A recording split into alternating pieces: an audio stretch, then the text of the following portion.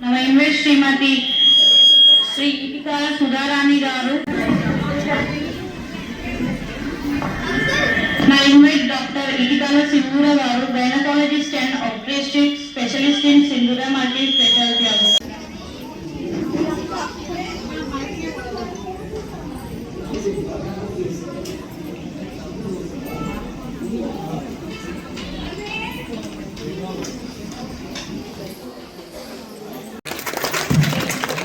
ముఖ్య అతిథి గారు శ్రీమతి చక్రం సంధ్యారాణి గారు, రామగిరి రామాలయం యోగురాలు మరియు చిత్త సమాధి యోగ శిక్షకురాలు. Thank you. జై Sriram.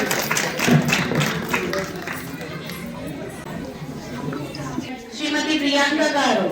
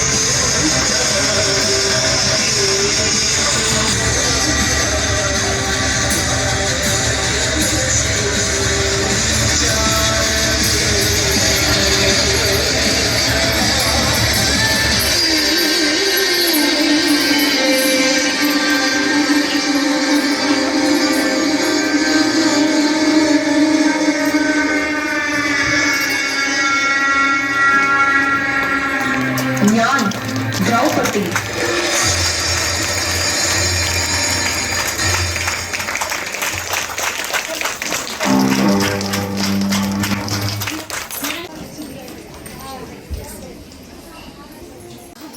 Wait a minute. Yes.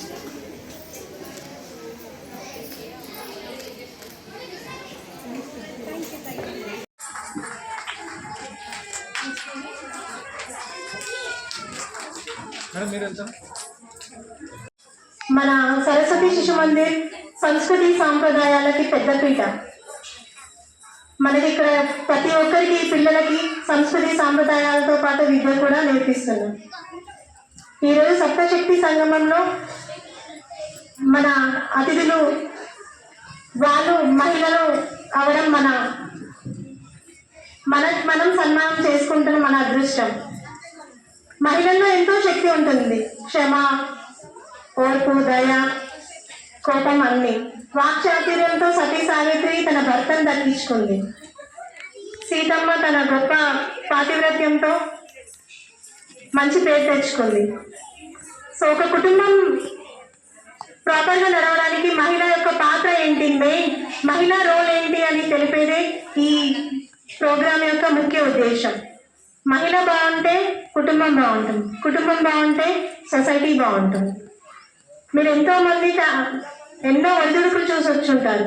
లైఫ్లో ఎన్నో ప్రాబ్లమ్స్ ఫేస్ చేసి ఫ్యామిలీకి సపోర్ట్ ఉండి బ్యాక్ బోన్గా నిలిచి వాళ్ళకి మీ పిల్లల ఉన్నతికి మీరు తోడ్పడి ఉంటారు. ప్రతి ఒక్కరు ఇక్కడ ప్రతి మహిళకి ఈ అవార్డ్స్ మీకు సొంతం. Thank you so much for giving this opportunity. మనమే కాళి, మనమే దుర్గ, మనమే భద్రకాళిలం, మనమే కర్మయోగినిలం, మనమే విశ్వశోభినిలం, మనమే దుష్టనాశినిలం, మనమే బ్రహ్మవాదులం. నమోస్తాహమే గ్రహించి నడవాలి ముందుకు, తరుణి అని మననంటరు యామ శక్తి చూపాలి. మనమే మాతృశక్తులం, మనమే ఆదిశక్తులం, మనమే కాళి, మనమే దుర్గ, మనమే భద్రకాళిలం, మనమే కదా రాష్ట్రాయ విశ్వానికి, మనమే జనని వీరులం, మనమే కాళి, మనమే దుర్గ, మనమే భద్రకాళిలం. శత్రువులు మనమే అవుతాము, మనమే మాతృశక్తులం, మనమే ఆదిశక్తులం, మనమే కాళి, మనమే దుర్గ, మనమే భద్రకాళిలం. హిమగిరి వలె నిలిచితిలం, మనమే ఆదిశక్తులం, మనమే కాళి, మనమే దుర్గ, మనమే భద్రకాళిలం, ఆదిశక్తులం. Thank you, ma'am, for the melodious presentation. Now I invite Dr. Srimati Idika. మనం ఇప్పటి వరకు ఒక పాట విన్నాం. అందులో మనమే ఆదిశక్తులం, మనమే భద్రకాళిలం, ఇవన్నీ చెప్తా వచ్చారు. ఇంతకు ముందు మనం ఒక నాట్య ప్రదర్శన చూసాం. Let's start with something interesting. If there is a good beginning, it always takes to a good ending కదా. అయితే నిజంగా చాలా రోజుల తర్వాత నాకు చాలా సంతోషంగా అనిపించింది. అసలు ఏంటి నాట్యశాస్త్రం? ఒక మాతృమూర్తి వచ్చి ఒక ప్రదర్శన ఇచ్చారు. అసలు నాట్యశాస్త్రం ఏంటి?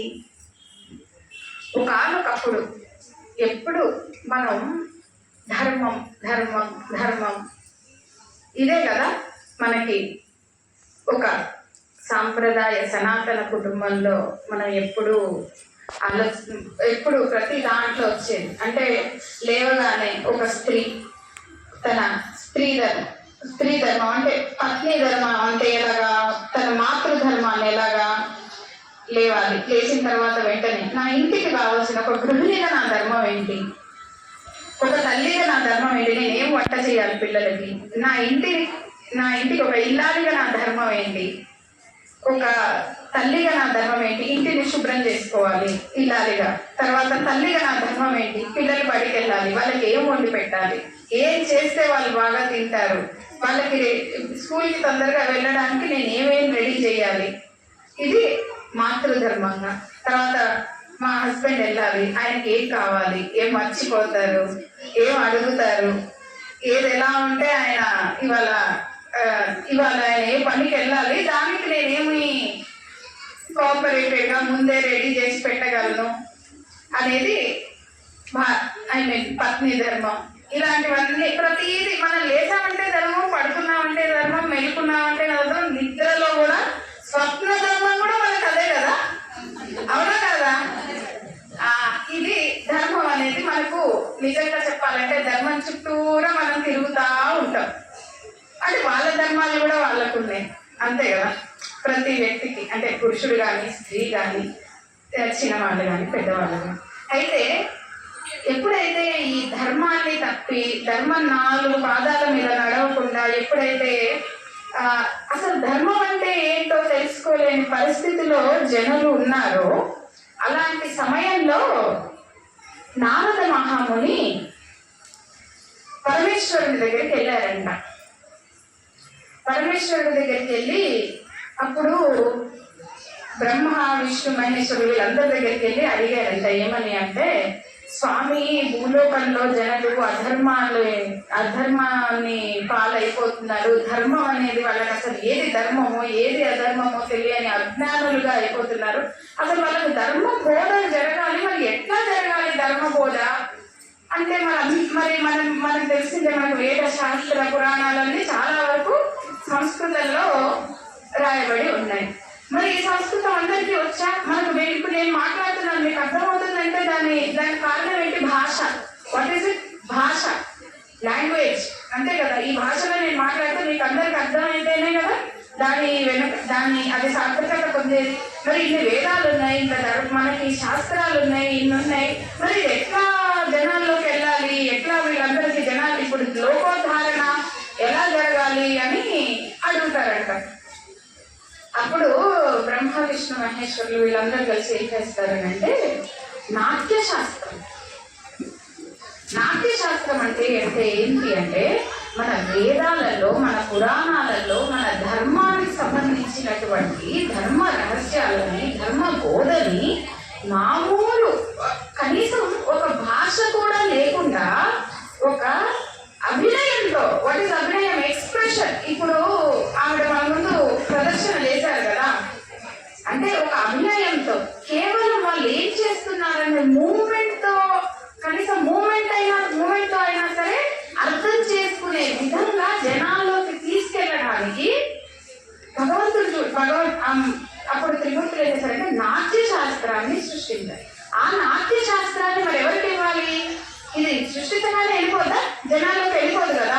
మరి ఎలా దీన్ని ఎట్లా జనాల్లోకి తీసుకెళ్ళి అసలు ధర్మం ఏంటి, ధర్మాన్ని అసలు ఏది బోధ చేయండి. దీని ద్వారా మన యొక్క వేదాలు, పురాణాలు, రామాయణ మహాభారతాలు కావచ్చు, వేదాలు కావచ్చు, ఒక మనిషి యొక్క లోపటి అంతర్మదనాన్ని మీరు చూపించగలిగే స్థాయిలో మీ ట్రైనింగ్స్ లేవండి. జస్ట్ 100 sons, 100 మంది పుత్రులు. ఆయనకి ఎంతమంది? 100 మంది పుత్రులు. ఆ 100 మంది పుత్రులకి భరతముని ఈ నాట్య శాస్త్రాన్ని నేర్పించారు. ఆ 100 మంది పుత్రులకి నేర్పించి ఆయన ప్రపంచం నలుమూలలా దీన్ని తీసుకెళ్ళి పెంచి పోషించి ధర్మాన్ని రక్షించడం కోసం లోక కళ్యాణార్థం వాడమని చెప్పి నాట్య శాస్త్రాన్ని, ఇది ఎవరో ఒక రైటర్ ఉన్నది కాదండి, దాని మూలాల నుంచి వచ్చిన నాట్యాన్ని భరతనాట్యం అని అంటారు. భరతముని. అయితే శృంగార హాస్య కరుణ వీరరౌద్ర భయానక భీభత్సాద్భుత శాంతాష్ట నవరస నాట్యస్మృత.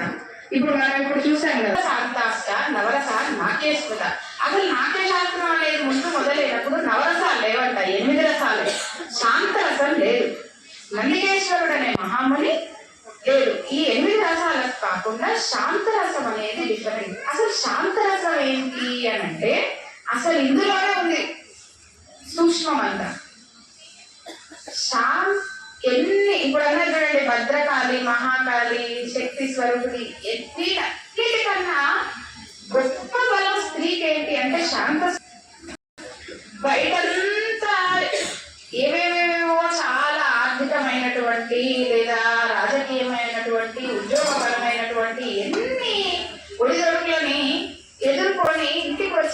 ఇంటికి రాగానే ఒక శాంత స్వరూపిణి అయినటువంటి మాతృమూర్తిని ఇంట్లో చూడగానే ఏమవుతుందో ఎగిరిపోద్దా లేదు.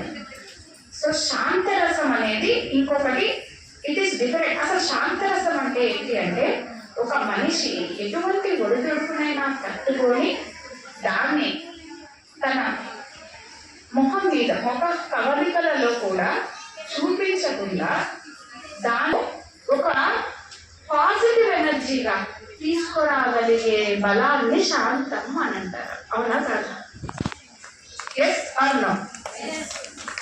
ఆ శాంత స్వరూపంలోని మన యొక్క బలం దాని. అయితే ఈ నవరసాన్ని చెప్పాను కదా, ఈ నవరసాలలో మనకు ఇప్పుడు కాసేపు ఇక్కడ ప్రదర్శింపబడ్డాయి, కానీ ప్రతిరోజు మీరు నేను ప్రతి ఒక్కరం ప్రదర్శించేవే మనకు సుపరిచితమే అప్పుడప్పుడు అన్ని.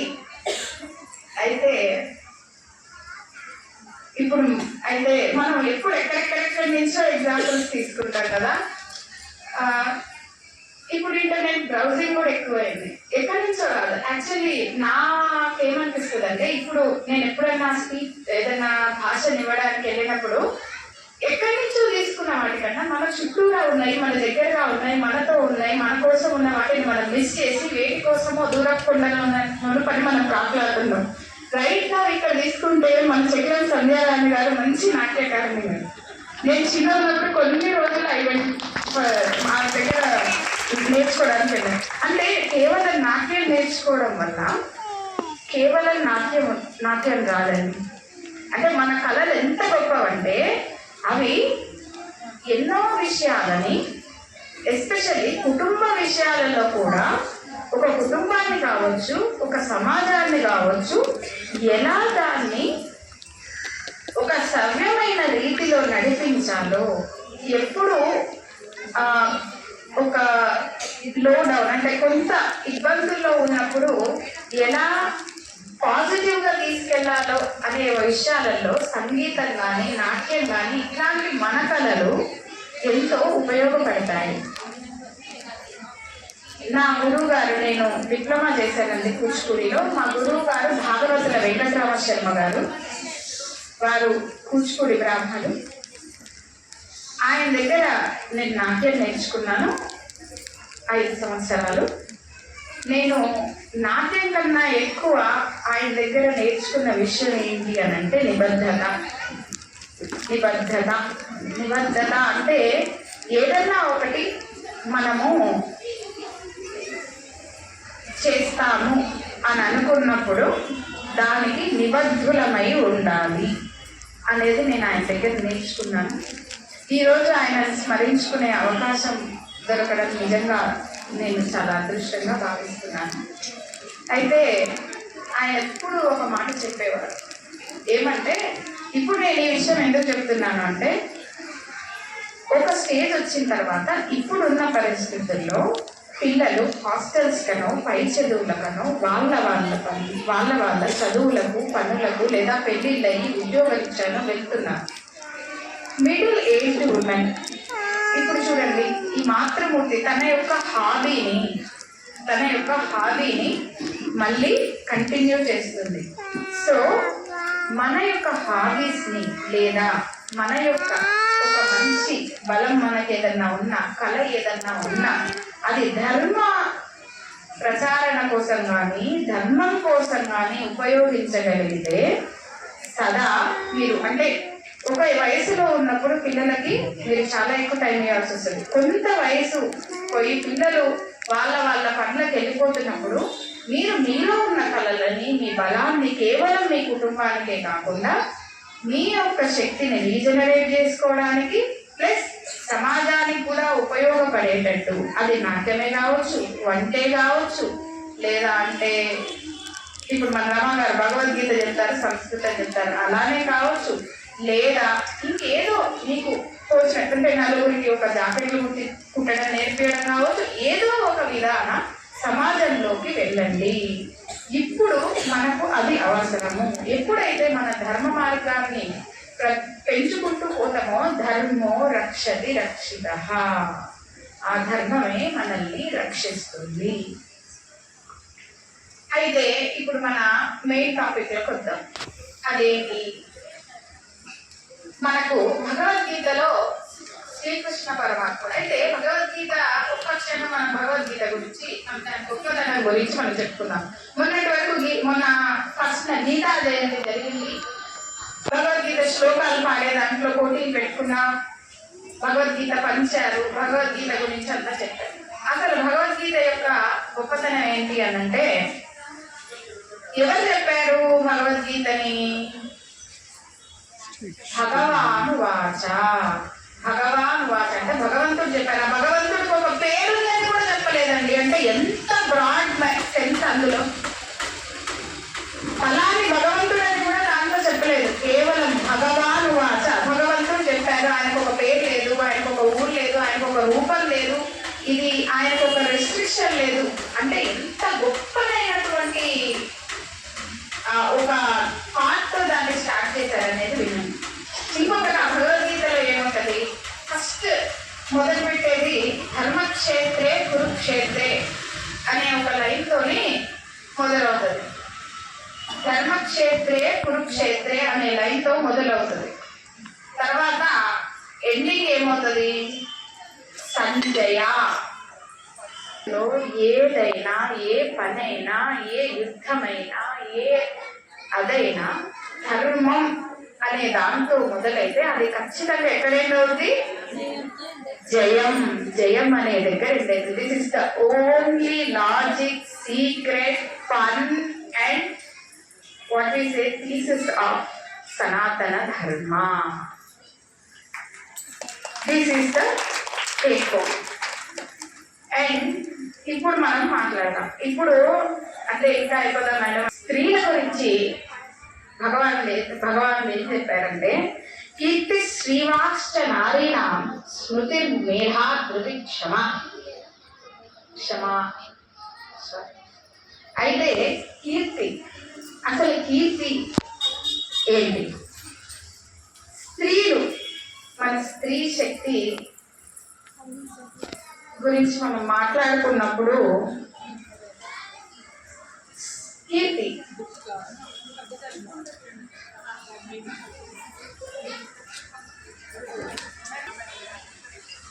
అంతరిక్షానికి వెళ్ళారండి, చంద్రుడి మీదకి వెళ్ళారు కీర్తి చావ్లా. గుర్తుందండి? మొదటి భారతీయ మహిళ. అయితే సునీతా విలియమ్స్ గారు కన్నా ముందు కీర్తి చావ్లా గారు మొదటి భారతీయ మహిళ అంతరిక్షానికి వెళ్ళిన వాళ్ళలో. అయితే కీర్తి అంటే ఏంటి అంటే, ఒక విషయం గురించి నలుగురు చెప్పుకున్నప్పుడు ఒక పాజిటివ్ అంటే మంచి విధంగా పాజిటివ్గా ఒక విషయం గురించి నలుగురు చెప్పుకున్నప్పుడు ఆ విషయానికి కీర్తి వ్యాపిస్తుంది, లేదా ఆ వ్యక్తికి కీర్తి పెరుగుతుంది. ఇదే కదా. అయితే పుట్టినింటికి కానీ, మెట్టినింటికి కానీ, ఒక బడికి కానీ, ఒక ఊరికి కానీ, ఒక విషయానికి కానీ ధర్మం అనేది కలిసినప్పుడు, ధర్మ మార్గంలో వెళ్తున్నప్పుడు, ధర్మం కోసం అది చేయబడుతున్నప్పుడు కీర్తి అనేది వద్దని అనుకున్న కీర్తి అంటూ అసలు ఆసక్తే లేకుండా నిస్వార్థంగా ఎప్పుడైతే ఒక విషయం ముందుకెళ్తుందో అప్పుడు దానికి కీర్తి అనేది జోడింపబడుతుంది.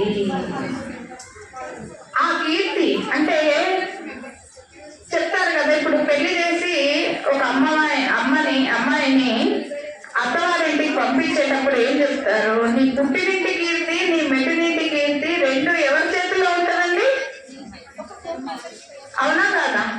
నీ చేతుల్లోనే ఉందమ్మా అని చెప్తారు. తర్వాత అమ్మాయిని కాలేజ్కి, హాస్టల్కి పంపించేటప్పుడు, అమ్మ నువ్వు అక్కడ జాగ్రత్తగా ఉండాలి, ఇవాళ రేపు రోజులు బాలేవు, మన ఇంటి పరువు, మర్యాద, కీర్తి, ప్రతిష్టలు నీ మీదే ఉన్నాయమ్మా అని చెప్తాం. అవునా? స్త్రీ అమ్మాయిని పంపించేటప్పుడు. ఇప్పుడు అదే విషయం మనం మగపిల్లలకు కూడా చెప్తాము, చెప్పాలి, అవసరం. ఎందుకంటే చందన్ హై దేశ్ కి మాటి, హరిద్వార్ హర్ గావ్ హై, హర్ బాలా దేవి కి ప్రతిమ బచ్చా బచ్చా రామ్ హై.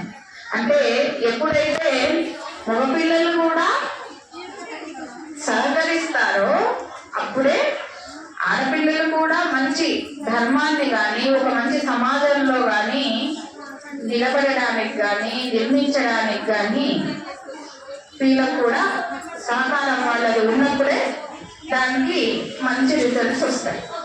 కాబట్టి కీర్తి అనే దాన్ని నిలబెట్టాలి అనే విషయంలో స్త్రీది చాలా ముందుండే పాత్ర. అయితే కీర్తి అయిపోయింది. కీర్తి మనకి ఏం చెయ్యాలి అంటే ఒక మంచి కుటుంబం నిర్మాణం జరగాలి. ఒక మంచి కుటుంబ నిర్మాణం జరిగిన తర్వాత ఆ మంచి కుటుంబాలు కొన్ని కలిస్తేనే మంచి సమాజం అవుతుంది. మంచి సమాజం మంచిగా ఎదిగితేనే అదొక మంచి ఊరు అవుతుంది. కొన్ని మంచి ఊర్లు కలిస్తే అది ఒక స్టేట్ అంటే రాష్ట్రం అవుతుంది. కొన్ని మంచి రాష్ట్రాలు కలిస్తే అదొక మంచి దేశం అవుతుంది. ఆ మంచి దేశము ప్రపంచానికి ఒక జ్ఞానదాత అవుతుంది. అలాంటి మంచి దేశమే ఏమవుతుంది, విశ్వగురువు అవుతుంది. అలాంటి దేశం మన భారతదేశం కావాలంటే ఏం కావాలి, మంచి మాతృమూర్తి. మనకు కోపలను ఎప్పుడైనా మన దగ్గర ఉన్నప్పుడు మనకు వాటి విలువ తెలియదేమో. నిజంగా అవి మన కోపలను, ఎందుకంటే ఏ విత్తనాలు మనం నాటుతామో అవే చెట్లు అవుతాయి. మన అమ్మలు, అమ్మమ్మలు, తాతమ్మలు ఇంకా ముందు ముందు ముందు నుంచి వాటిని ఎప్పటికీ రక్షించుకుంటూ వస్తూనే ఉన్నారు. అవునా కదా? శ్రీ శ్రీ అంటే ఏంటి? లక్ష్మి. పెద్ద పెద్ద యూనివర్సిటీస్ కి వెళ్ళి కీర్తి అయిపోయింది. శ్రీ గురించి మాట్లాడితే లక్ష్మి. పెద్ద పెద్ద యూనివర్సిటీస్ కి వెళ్ళి ఎకనామిక్స్ లో in Oxford, one of my friend అంటే నా ఫ్రెండ్ ఒక అమ్మాయి ఆక్స్ఫర్డ్ లో ఎకానమీ గురించి మాస్టర్స్ ఎంబీఏ చేయడానికి వెళ్ళింది. వాళ్ళకి ఎకానమీ చాలా ఇంపార్టెంట్ సబ్జెక్ట్. అందులో మేము క్యాజువల్ డిస్కషన్ మేము మాట్లాడేటప్పుడు నేను అడిగాను, ఏంటి శృతి ఏముంది దాంట్లో, ఏముంటది అసలు, ఏంటి కాన్సెప్ట్ ఏముంటది అని అంటే, ఏం లేదు అంత ఇన్వెస్ట్మెంట్. ఏం చెప్తారు, ఏంటి మీ కాన్సెప్ట్ ఏంటి అంటే, ఇన్వెస్ట్మెంట్ ఇస్ మోర్ ఇంపార్టెంట్. అంటే మనం ఎక్కడైతే ఇన్వెస్ట్ చేస్తున్నామో అది చాలా ఇంపార్టెంట్ అని చెప్తుంటారు సింధు. అయితే ఈ ఇన్వెస్ట్మెంట్ అంటే ఏంటి, ఏం చెప్పారు ఇన్వెస్ట్మెంట్ గురించి అంటే, తను నాకు చెప్పింది ఏంటంటే, ఎప్పుడు ఇన్వెస్ట్మెంట్ అనేది ఒకేలాగా ఉండకూడదు. మన దగ్గరకు వచ్చే సంపాదనని ఇంత అమౌంట్ మనము దాచుకోవాలి, ఇంత లిక్విడ్ క్యాష్ గా పెట్టుకోవాలి, ఇంత అసెట్స్ లో పెట్టుకోవాలి, ఇంత మూవబుల్ అసెట్ లో పెట్టుకోవాలి, ఇంత నాన్ మూవబుల్ అసెట్ లో పెట్టుకోవాలి. ఇన్ఫ్లేషన్ డిఫ్లేషన్ అంటే కొన్ని వేటికి డిమాండ్ పెరుగుతుందో చూసుకోవాలి, వేటికి డిమాండ్ తగ్గుతుందో చూసుకోవాలి. కొంత అమౌంట్ మనకు వెంటనే కావాలంటే తీసుకునేటట్టు ఉండాలి, కొంత 2 రోజుల్లో వచ్చేటట్టు ఉండాలి, కొంత మనం వెంటనే ఖర్చు చేసే విధంగా కాకుండా బ్లాక్ చేసి ఉండేటట్టు ఉండాలి. ఇలా ఇదంతా చెప్పింది. చెప్పిన తర్వాత మా నాన్నమ్మ ఇది ఏంటది, లండన్ దాకా వెళ్ళిందా ఇది, మేము కూడా అంతే కదా, బంగారం కొనుక్కునే వాళ్ళం, ప్రతి ఇంటికి భూమి ఉండేది, అంతో ఇంతో బ్యాంకులో డబ్బులు వేసుకుంటారు, కొంత దానం చేసేవాళ్ళం, ఎవరైనా అవసరం అయితే ఇచ్చేవాళ్ళం, మళ్ళీ మనకు వాళ్ళు అవసరం అయితే ఇస్తారు. కాబట్టి ఇప్పుడు లాకర్లు వచ్చాయి, అప్పట్లో ఏంటి తొవ్వి పెట్టుకునే వాళ్ళం మేము. లంక బిందెలు ఇవన్నీ మంచి అయినా చెడైనా ఎదుటి వాడికి ఏదైనా అవసరం అయితే మా పక్కింటి వాళ్ళకి మేము చేసేవాళ్ళం, మా పక్కింటి వాళ్ళు చేసేవాళ్ళు. ఇదేనా వాళ్ళంటే నాకు పోయి చదువుకొని వచ్చింది అంటే మన సంస్కృతిలో మన సాంప్రదాయం. మీకు తెలుసా అండి, సుధామూర్తి గారు అని చెప్పి ఇన్ఫోసిస్ చైర్మన్ నారాయణమూర్తి గారు భార్య. ఇన్ఫోసిస్ నారాయణమూర్తి గారు ఇప్పుడు ప్రపంచంలో ఒక పెద్ద ఐటీ కంపెనీకి ఓనర్. ఆయన అసలు ఆ కంపెనీ ఎలా పెట్టారో మీకు తెలుసా? సుధామూర్తి గారి మదర్ ఎప్పుడు చెప్తుండే వాళ్ళంట, అమ్మ ఎంత డబ్బులైనా మీ ఆయన సంపాదించని, నువ్వు సంపాదించని, మీ దగ్గర ఉండని, అందులో ఎంతో కొంత డబ్బుని నువ్వు దాచిపెట్టుకోవాలి ఎమర్జెన్సీస్ కోసం అని. ఆ పోపుల పెట్టెలో అప్పుడు కొన్ని పెట్టేవారంట. అది 11,000 10,000 చిల్లర అయిందంట. తర్వాత ఒకరోజు ఇన్ఫోసిస్ నారాయణమూర్తి గారు సుధామూర్తి గారి దగ్గరకు వచ్చి, సుధా ఇంకా నేను నెలకు ఒకసారి జీతం తీసుకొని జాబ్ చేయడం నాకు బోర్ కొట్టింది, నేను నా ఓన్ కంపెనీ స్టార్ట్ చేద్దాం అనుకుంటున్నాను అంటే అని చాలా లోపల మొదలు పడుతున్నారంట ఆయన. మనకు తెలుసు కదా, ఎదుటి వాళ్ళని చదవడంలో సైకాలజిస్ట్ కన్నా పర్ఫెక్ట్ ఎవరంటే మనోళ్ళే. అయితే అడిగారంట, ఏంటి ఎందుకు అంత మొదలు పెడుతున్నారు అంటే చెప్పారంటే, ఇట్లా అనుకుంటున్నారంటే, అంతే కదా ఇప్పుడు నీకు ఎంత ఇన్వెస్ట్మెంట్ కావాలంటే 10,000 కావాలంటే అంతే కదా, నా పోపులు పెట్టిందని తీసుకొచ్చారంట. ఆ పోపులు పెట్టి నుంచి స్టార్ట్ అయ్యి ఇప్పుడు అది ఇన్ఫోసిస్ అయ్యింది. ఏమైంది? ఇన్ఫోసిస్ అంటే జస్ట్ థింగ్. అండ్ ఇంకొక ఎగ్జాంపుల్, లైవ్ ఎగ్జాంపుల్ చెప్తాను మీకు. మేము మొన్న బ్యాంకాక్ వెళ్ళామండి. అక్కడ షాపింగ్ చేస్తున్నాము. చేస్తే యాక్చువల్లీ బ్యాంకాక్ బ్యూటీ ఏంటంటే, బ్యాంకాక్ ని పురాతనంలో శ్రీరామచంద్రుడు పరిపాలించాడంట. శ్రీరామచంద్రుడే రాదండి బ్యాంకాక్ కి. సో థాయిలాండ్ మొత్తానికి అయితే అక్కడ థాయిలాండ్ లో అందుకనే రామాయణం ఇవన్నీ ప్రదర్శనలు కూడా బాగా ఎక్కువగా ఇస్తారు. అండ్ అక్కడ బుద్ధిజం ఎక్కువ, కానీ they believe Rama as their king even now. ఇప్పుడు కూడా రాముడే వాళ్ళకి ప్రొటెక్టర్ అని వాళ్ళు బాగా స్ట్రాంగ్ గా నమ్ముతారు. అక్కడ ఎక్కడ చూసినా కూడా ఎలిఫెంట్స్ ఉంటాయి. అంటే హోటల్స్ మీద కానీ, స్కూల్స్ మీద కానీ, గవర్నమెంట్ ఆఫీసుల మీద కానీ. మన వినాయకులాగా ఒక కొండ ఉన్న విగ్రహాలను వాళ్ళు పూజిస్తారు. అంటే మన సనాతనం అనేది ఒకప్పుడు ఖండాంతరాల వరకు వ్యాపించింది అనే దానికి ఇది ఒక నిదర్శనం కావచ్చు. అయితే మేము షాపింగ్ వెళ్ళినప్పుడు మన 1 rupee equal to 2 Thai bahts అనమాట. 2 థాయ్ బాట్ లేదా 2 థాయ్ బాట్స్ ఈక్వల్ టు మన 1 రూపీ సంథింగ్ అట్లా ఉంది, నాకు ఎగ్జాక్ట్ గుర్తులేదు, సారీ. అయితే మేము షాపింగ్కి వెళ్ళినప్పుడు అక్కడ ఏంటంటే ఇక్కడ నుంచి భారతదేశం నుంచి కూడా కొంతమంది టూరిజం బాగా ఎక్కువ ఉంటుంది థాయిలాండ్ లో. భారతదేశంలో మేము భారతదేశం నుంచి కొంతమంది అక్కడికి వెళ్ళి సెటిల్ అయ్యి కొన్ని చిన్న అంటే ఈ బట్టల షాపులు కానీ, లేకపోతే అక్కడ కొన్ని ఆయిల్స్, సోప్స్, పర్ఫ్యూమ్స్ ఇట్లాంటివి అమ్ముతుంటారు థాయిలాండ్ లో. ఎక్కువగా టూరిజం ఎక్కువగా ఉన్న ప్లేస్ కాబట్టి. సో మేము ఏదో షాపింగ్కి వెళ్ళినప్పుడు అక్కడ ఏదో తీసుకున్నాం. అక్కడ ఒక ఇట్లా మన ఇండియా నుంచి వెళ్ళి సెటిల్ అయిన, నార్త్ ఇండియా నుంచి సెటిల్ అయిన ఫ్యామిలీ షాప్ అనమాట అది. తీసుకున్న తర్వాత తను ఏదో మా హస్బెండ్ ఏదో తీసుకున్నారు. తీసుకున్న తర్వాత ఇంకా అని చెప్పిన తర్వాత వి పేడ్ దెమ్ ఇన్ బాట్స్ లో పే చేసిన తర్వాత ఏమైంది, ఒక 3 థాయ్ బాట్స్ 2 థాయ్ బాట్స్ తను ఇంకా మాకు ఇవ్వాల్సి వచ్చింది. అప్పుడు మా హస్బెండ్ అన్నారు, ఓకే పర్వాలేదు లేమ్మా ఉందని అని అన్నారు. అప్పుడు ఆమె చిరు వ్యాపారి, పెద్ద షాపింగ్ మాల్ ఏం కాదు అది. దెన్ అన్నారు, నో సార్ ప్లీజ్ వెయిట్, మీరు ఆగండి, వెయిట్ చేయండి అని చెప్పి తను లోపలికి వెళ్ళి ఆ 2 థాయ్ బాట్స్ కాయిన్ తీసుకొని వచ్చింది. కాయిన్ తీసుకొని వచ్చి నా చేతిలో పెట్టి దీది అంటే తను అన్న వర్డింగ్ నాకు కరెక్ట్ గా గుర్తులేదు, బట్ చాలా మంచి చెప్పింది. ఆమె ఏం చెప్పిందంటే, మీ పిల్లలకి థాయ్ బాట్ గుర్తు పెట్టుకోమని ఇది ఇవ్వండి, టేక్ దిస్. దీది ఏ సమझालो भैया, तुम ఏ సమజ్లో ఈ 1 రూపీ కలిస్తేనే you will get money. Don't leave it here. నేను ఇక్కడ వదిలేసి వెళ్ళకండి. అండ్ నా దగ్గర మీరు ఏ కొన్నదైతే ఉన్నారో అది నేను కరెక్ట్ రేట్కి అమ్మాను, మీరు ఇచ్చే 1 రూపాయి ఎక్స్ట్రా కూడా నాకు వద్దు అని తను చెప్పింది. అంటే తను చెప్పిన దాంట్లో ఎంత విషయం ఉందంటే, అంటే ఆమె అన్నది ఏమంటే, ప్రతి రూపాయికి మనం విలువ ఇవ్వాలి కదా. ఇది తీసుకెళ్ళి మీ బాబుకి థాయ్ బాట్ అంటే ఏంటో చూపించండి, ఈ హ్యాపీ స్టోర్ చేస్తాడు అని చెప్పింది. అంటే 1 రూపాయి విలువ అనేది తెలిసిన వాళ్ళకే ఎన్ని అయినా చేయగలిగేటటువంటి సామర్థ్యం ఉంటుందంటే, making money is different, saving money is different, generating money is different, and investing money is different, and multiplying money is different, and developing money is different. ఈ విషయాలన్నీ మనకు సూక్ష్మ పద్ధతిలో మన సనాతన ధర్మం యొక్క జీవన శైలిలోనే మనకు నిగూఢంగా నిశ్చితమై ఉన్నాయి. అందుకనే హిందుత్వం అనేది ఒక మతం కాదు, జీవన విధానం అని సుప్రీంకోర్టు న్యాయస్థానాలు న్యాయమూర్తులు ఎప్పుడో గడవెత్తి చెప్పారు. దాన్ని మనం జస్ట్ మళ్ళీ గుర్తు చేసుకుంటే సరిపోద్ది. అయితే ఇది స్త్రీ అయిపోయింది. వాక్ అంటే వాక్ అంటే మాట్లాడడం.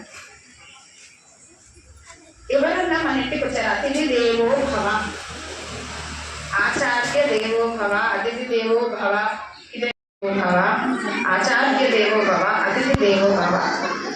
అయితే మాట్లాడడం అనే విషయంలోకి వస్తే అసలు అన్ని ఎక్కడ నిక్షిప్తమై ఉన్నాయంటే మాటలోనే నిక్షిప్తమై ఉన్నాయి. ఒకదానికి మించిన ఒక పదాలు ఇచ్చారండి నాకు మీరు మాట్లాడడానికి. నాట్ మై మిస్టేక్, ఇది లెంజన్ అయితే మాట గురించి మనము మన దగ్గరికి వచ్చిన వాళ్ళతో ఎలా మాట్లాడతాం అంటే, ఒక స్త్రీ పుట్టినింటి వాళ్ళతో కానీ మెట్టినింటి వాళ్ళతో కానీ కేవలం డబ్బే కాదు, ఆమె యొక్క ప్రవర్తన, ఆమె ఎట్లా రిసీవ్ చేసుకుంటుంది, ఎట్లా మాట్లాడుతుంది, వాళ్ళు ఎదుటి వాళ్ళు ఏ సందర్భంలో ఉన్నారు, వాళ్ళు ఉన్న సందర్భాన్ని బట్టి నేనేం మాట్లాడాలి అనేది ఎసెస్ చేయగల శక్తి ఉంది చూడండి.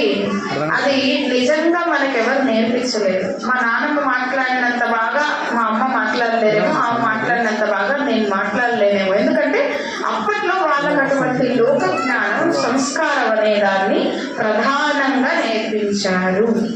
అటువంటి సంస్కారం నేర్పించడానికే ఇటువంటి శిశు మందిరాలను మనము ఈ శిశు మందిరాలు అటువంటి సంస్కార కేంద్రాలు కాబట్టి వీటిని కాపాడుకోవాల్సిన బాధ్యత మనందరిది.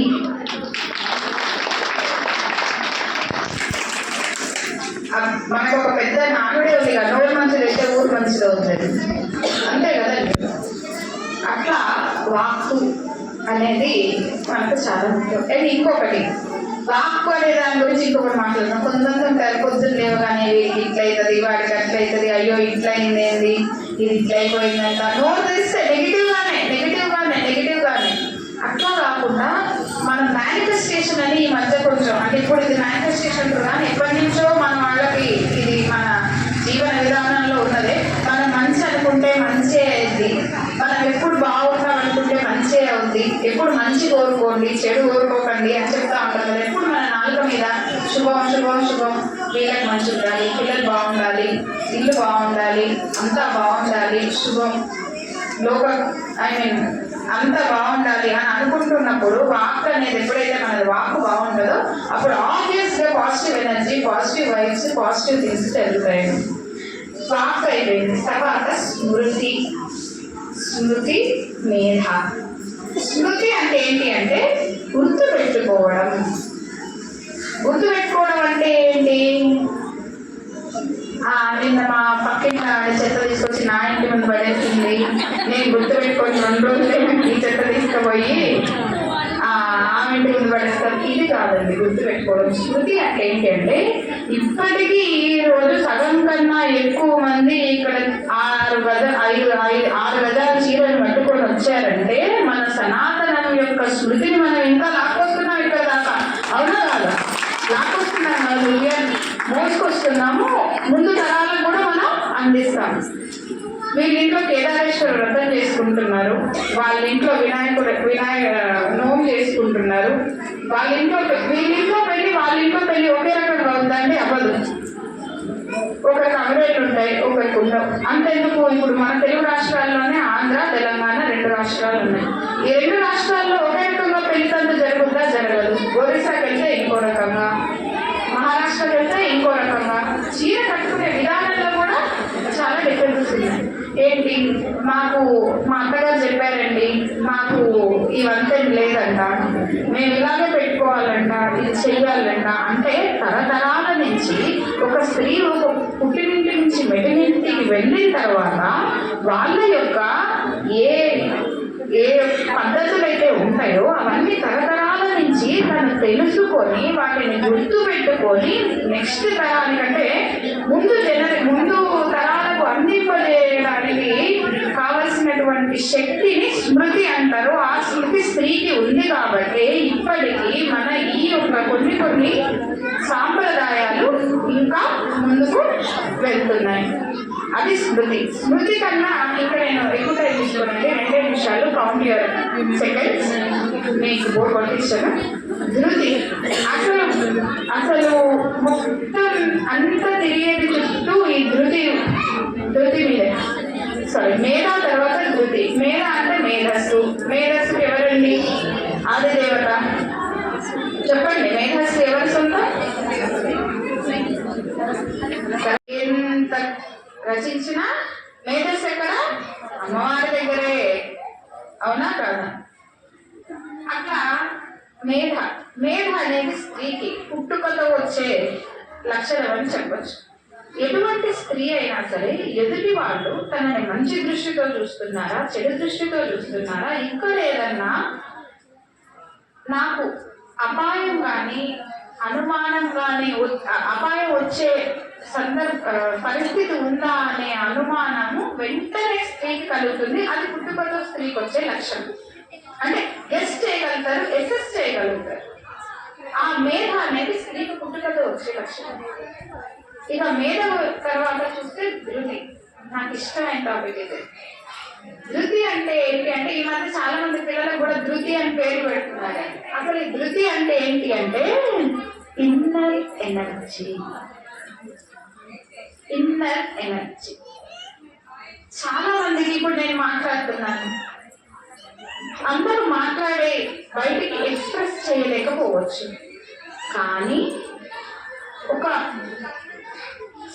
కొన్ని సందర్భాలు వచ్చినప్పుడు, అంటే పిడుగుబాటు సందర్భాలు వచ్చినప్పుడు, తట్టుకోలేని పరిస్థితులు వచ్చినప్పుడు, చెప్పుకోలేని పరిస్థితులు వచ్చినప్పుడు, భరించలేని పరిస్థితులు వచ్చినప్పుడు, ఆ క్షణంలో ఆ సందర్భంలో ఆ యొక్క కష్టాన్ని తన యొక్క ఇన్నర్ స్ట్రెంగ్త్ అంటే అంతఃశక్తితోని దాన్ని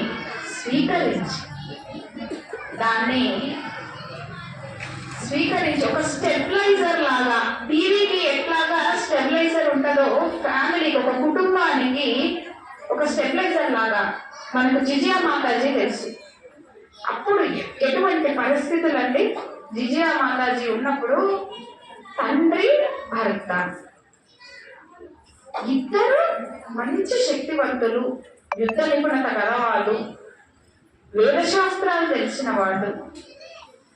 మొఘలులకు తండ్రి సామంతుడిగా ఉంటే నిజాములకు భర్త, నిజాముల దగ్గర అసలు సిచ్యుయేషన్ అయితే తండ్రా లేకపోతే భర్త అనే సిచ్యుయేషన్. అట్లాంటి సందర్భాల్లో స్త్రీకి ఎటువంటి విలువ లేదు. ఆ సందర్భంలో ఆ రోజుల్లో ఎంతో ధర్మాన్ని ఎంతో అణచవేయబడుతుంది మన సనాతన ధర్మం. అప్పుడు ఎన్నో చెప్పరాని కష్టాలను స్త్రీలు అనుభవిస్తున్నారు. అప్పుడు కూడా ఆమె నేను చేయలేనేమో, ఇంకేముంది, అందరిలాగా నేను ఒక బాధితురాల్ని అంతే అని అనుకోలేదు. చూడండి దాన్ని ఏం చేసింది, అమ్మ నాకు ధర్మాన్ని నిలబెట్టే ఒక కొడుకును ప్రసాదించు అని శివనేరిలో అమ్మవారిని ప్రార్థించి శివాజీకి జన్మనిచ్చారు. శివాజీకి జన్మనిచ్చిన తర్వాత పరిస్థితి ఏంటి అంటే, ఆమె భర్త ఇంకొక పెళ్లి చేసుకోవడం జరిగింది. ఆ ఇంకొక భార్యతోనే ఆమె భర్త సంభాజీ మహారాజు మంచి విలాసవంతమైన ఇల్లు ఇచ్చారు. నిజాం కొన్ని ఊర్లు ఇచ్చారు పాలించుకోమని. ఇంకేం కావాలి, ఇంతవరకు అధికారం మనకు ఉంది కదా, మనకేం ఈ విలాసాలను అనుభవిస్తూ ముందుకు వెళ్ళిపోదాం అనుకుంది. కానీ ఆమె ఏం చేసింది, లేదు నేను నా ధర్మాన్ని నిలబెట్టుకోవాలని చెప్పి శివాజీ మహారాజుకి అప్పుడు శివాజీ మహారాజు ఆయన అన్న సంభాజీ మహారాజు ఇద్దరు ఒకరోజు వాళ్ళ నాన్నగారు పినతల్లి గారు దగ్గర కోటకి వెళ్ళినప్పుడు వీళ్ళు వెళ్ళి అక్కడ చాంద్రమహల్లో నాట్య ప్రదర్శనలు జరుగుతున్నప్పుడు చూడడానికి వెళ్ళారంట. అప్పుడు జిజాబాయి వచ్చిన తర్వాత అడిగారు, ఎక్కడికి వెళ్ళారు నాన్న అంటే, ఇట్లా నాట్య ప్రదర్శన జరుగుతుందమ్మా మన హవేలీలో, చూడడానికి వెళ్ళాము. అప్పుడు ఆమె నా కొడుకులు ఇద్దరు చక్కగా వెళ్ళారు, ఎంజాయ్ చేశారు, వచ్చారు అని అనుకోలే. ధర్మం కోసం పాటుపడాల్సిన అన్నది మర్చిపోయి విలాసంలోకి కానీ నా పిల్లలు వెళ్ళిపోతే రేపు ధర్మ రక్షణ ఎట్లా అని ఆమె ఆలోచించి అప్పుడు శివాజీ గారు అప్పుడు వాళ్ళ భర్తతో మాట్లాడినప్పుడు ఆయన అంటారంట, సరే నువ్వు ధర్మం ఏదో చేస్తానంటున్నావు కదా, సరే శివాజీని నువ్వు తీసుకెళ్ళు, సంభాజీ పెద్దవాడిని నా దగ్గర నేను పెంచుతాను, శివాజీని పెంపకంలో పెంచు, ఎవరు బాగా రాణిస్తారో చూద్దామని.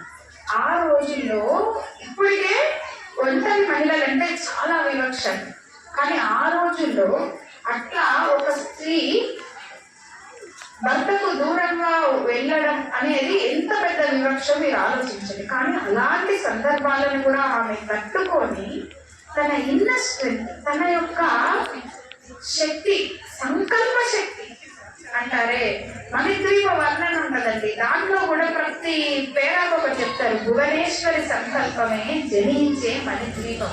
అంటే ఒక స్త్రీ, ఒక శక్తి కేవలం ఒక సంకల్పం తీసుకుంటే చాలా ఆమె ఏం చేయగలదు, చరిత్ర తిరగరాయగలదు. ఏం చేయగలదు చెప్పండి, చరిత్ర తిరగరాయగలదు కేవలం ఒక స్త్రీ కదా.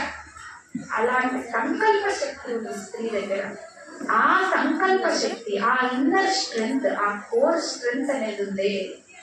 అది ఆ ఇన్నర్ స్ట్రెంగ్త్ ని ఎప్పుడు పక్కకి వెళ్ళిపోయి ఏదో ఒక విషయంగా విలాసాల్లో వినోదాల్లో మునిగిపోతే ఆ విలాసాలు వినోదాలు టెంపరరీ, తాత్కాలికం, శాశ్వతమైనటువంటి ఒక తృప్తిని, విజయాన్ని చేకూర్చేటటువంటి మంచి వైపు కుటుంబాన్ని, మన సమాజాన్ని, పిల్లలని, రేపటి తరాలని నడిపించే బాధ్యత స్త్రీ శక్తిలోనే ఉంది, స్త్రీలోనే ఉంది.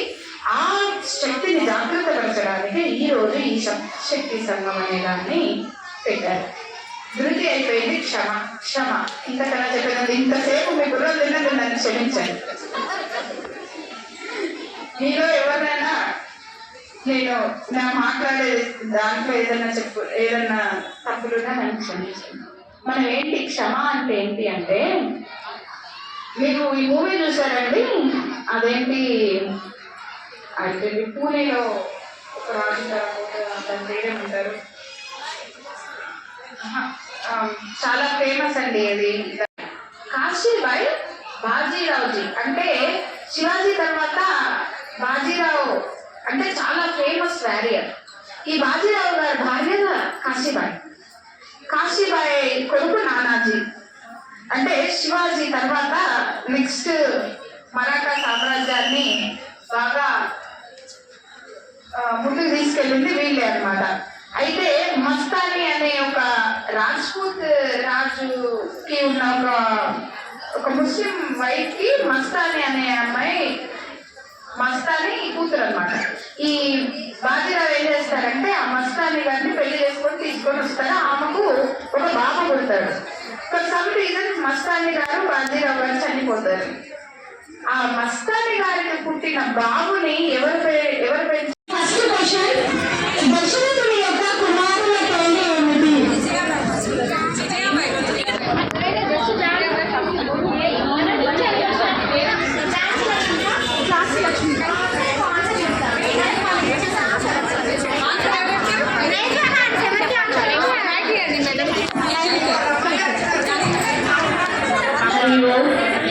రామ లక్ష్మణ శత్రుఘ్నులండి. Very good.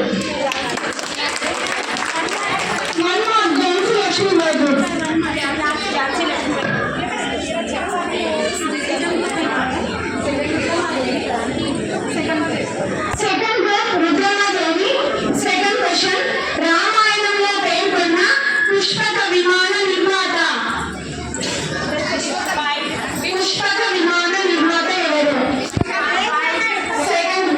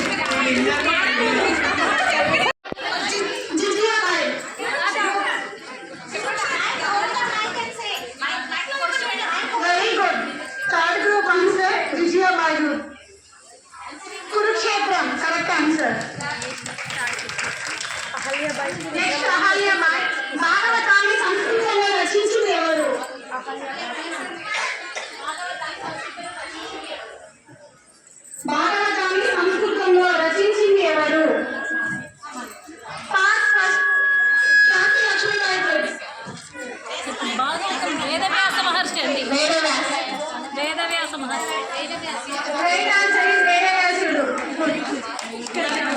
ఝాన్సీ లక్ష్మీబాయి. శ్రీరాముని అక్క పేరు ఏమిటి?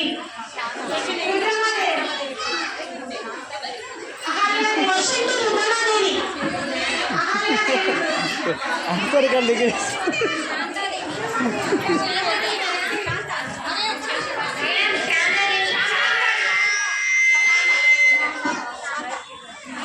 Correct answer Shanta Devi.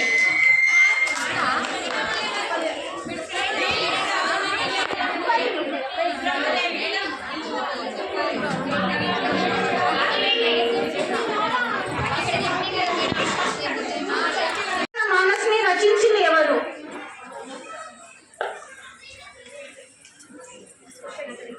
రామ్ చరిత మానస్ని రచించింది ఎవరు?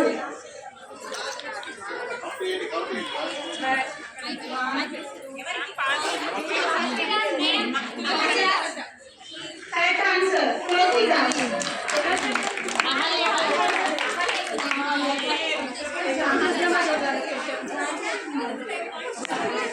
ఆపరేషన్ సింధూర్లో నాయకత్వం వహించిన ఇద్దరు మహిళల పేర్లు ఏమిటి? ఝాన్సీ లక్ష్మీబాయి. ఆపరేషన్ సింధూర్లో నాయకత్వం వహించిన ఇద్దరు మహిళల పేర్లు ఏమిటి?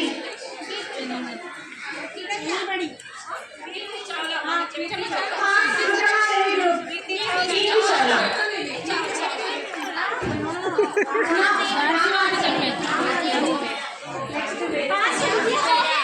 Vijayabai group.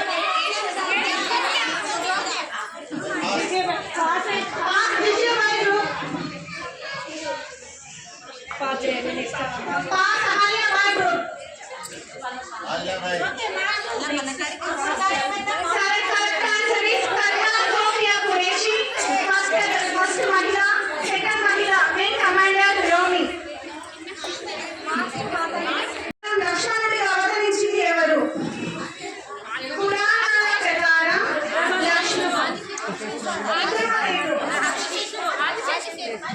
Very good. Correct answer is ఆదిశేషుడు. పేరేమిటి? భగవద్గీతలో చివరి అధ్యాయం పేరేమిటి? Vidyabai group. Pass Ahalyadevi group. Pass Jhansi Lakshmibai group. Moksha Sanyasa Yoga. Very good. Correct answer Moksha Sanyasa యోగం. నెక్స్ట్ శ్రీరాముడి యొక్క తల్లి గారి పేరు ఏమిటి?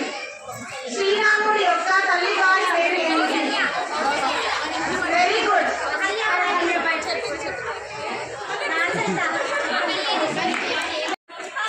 శ్రీరాముడు దేనిని విడిచి సీతను వివాహం ఆడాడు?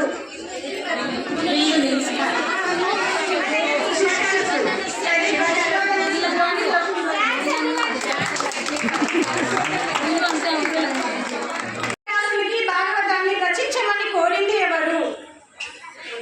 వేదవ్యాసునికి భాగవతాన్ని రచించమని కోరింది ఎవరు?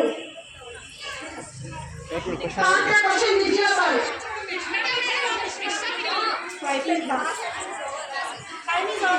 విజయబాయి. కరెక్ట్ ఆన్సర్ నారద మహర్షి. విజయబాయి. నెక్స్ట్ విజయబాయి. క్వశ్చన్ రావణాసురుడి భార్య పేరు ఏమిటి? Very good. Correct answer Mandodari. Next Ahalya Devi group. రావణాసురుడి సోదరుల పేరు ఏమిటి? రావణాసురుడి సోదరుల పేరు ఏమిటి? ముగ్గురు కాదు. ముగ్గురు సోదరులు. సోదరిమణులు కాదు, సోదరులు. రావణాసురుడి సోదరుల పేరు ఏమిటి? 3 members ఉంటారు.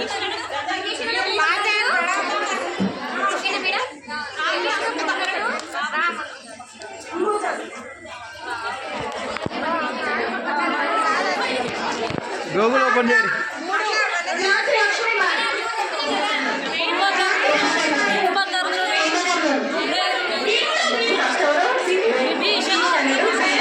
Answer is Jhansi Lakshmibai.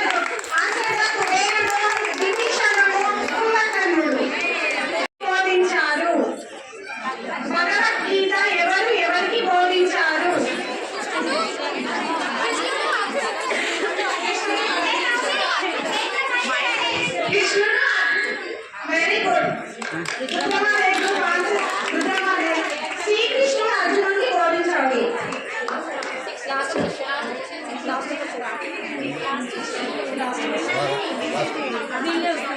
Next ద్వితీయ బాయ్ క్వశ్చన్.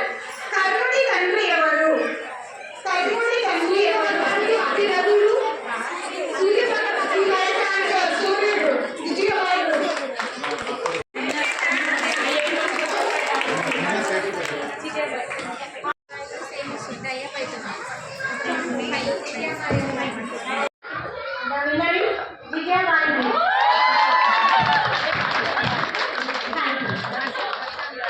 झांसी का सेवा करूंगी, नहीं जूझने दूंगी झांसी का स्वाभिमान, नहीं जूझने दूंगी मातृभूमि का मस्तक। हर हर महादेव, हर हर महादेव।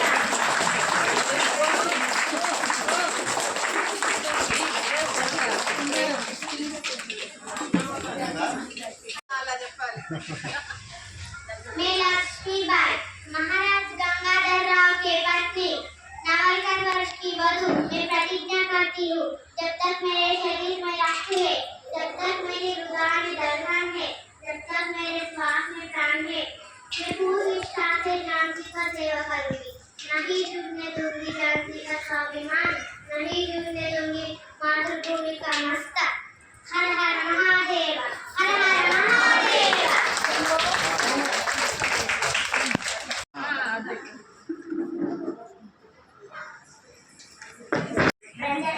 ధనం, మానం, ప్రాణం, ముఖ్యంగా ఆడవాళ్ళ కోసం ఎంతటి కష్టాన్నైనా ఓర్చుకుంటానని ప్రమాణం చేస్తున్నాను. నా పాలనలో గొడవ, నా పాలనలో గొడవ, అది కూడా ఒక నది కోసమా? సహించలేకపోయాను. ఒక తల్లి పాలు తాగిన వాళ్ళందరూ అక్క చెల్లెళ్ళు, అన్న తమ్ముళ్ళు అయినప్పుడు ఒకే నది నీరు తాగే వాళ్ళందరం అక్క చెల్లెళ్ళం, అన్న తమ్ముళ్ళం కాలేమా? నా మాటలతో ఎంతో మంది కలిసిపోయారు, ఎన్నో రాజ్యాలు కలిసిపోయాయి, సుఖంగా జీవిస్తున్నారు. ఆడవాళ్ళు అయితే ఏమవుతుంది? నేను రాజుని అని తెలిసినప్పుడు నాకు జైమోలు కొట్టారు, నేను రాణిని అని తెలిసినప్పుడు నన్ను నిలదీశారు. నేను వచ్చాను, మన రాజ్యం కోసం వచ్చాను. నేను మీకు చెప్పేది ఒకటే, ఆడవాళ్ళందరినీ ముందుకు రానివ్వండి, రానివ్వండి, ముందుకు రానివ్వండి. జై హింద్, జై Bharat. In Kakatiya kingdom, her father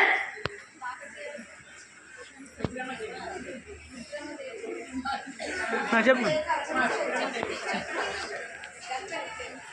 Devavarya, founder of Kakatiya kingdom.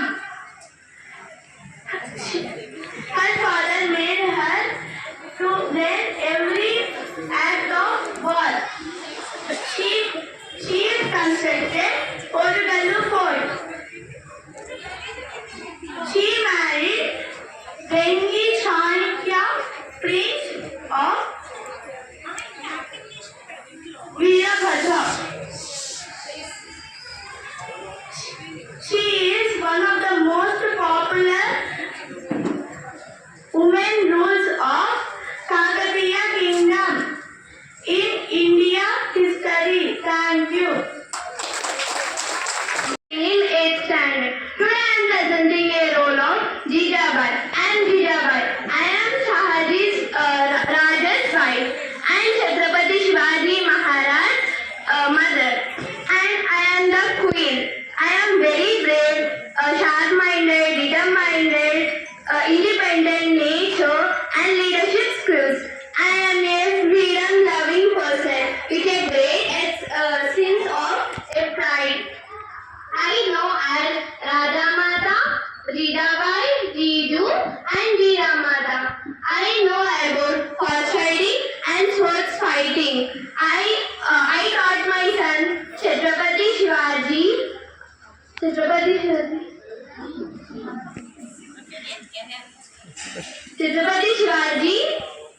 was found of a Maratha empire. I am an icon of bravery. I became a legend. Jai Shri Ram. Thank you. Thank you, Chandrika. Now we have felicitation.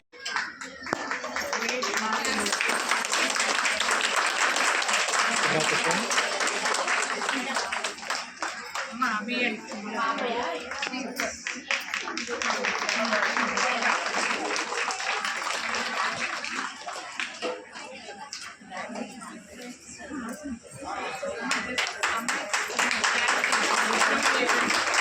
Madam, just కొంచెం back. Okay, right madam, yes. Okay, సభకు నమస్కారం. ఈనాటి ముఖ్య అతిథులందరికీ కూడా పేరు పేరున హృదయపూర్వక వందనాలు. ముఖ్యంగా మొట్టమొదటిగా నేను వాళ్ళ కాళ్ళు కడిగి నెత్తిని చల్లుకోవాలి అన్నంతగా ఎవరు తెలుసా? మీరు.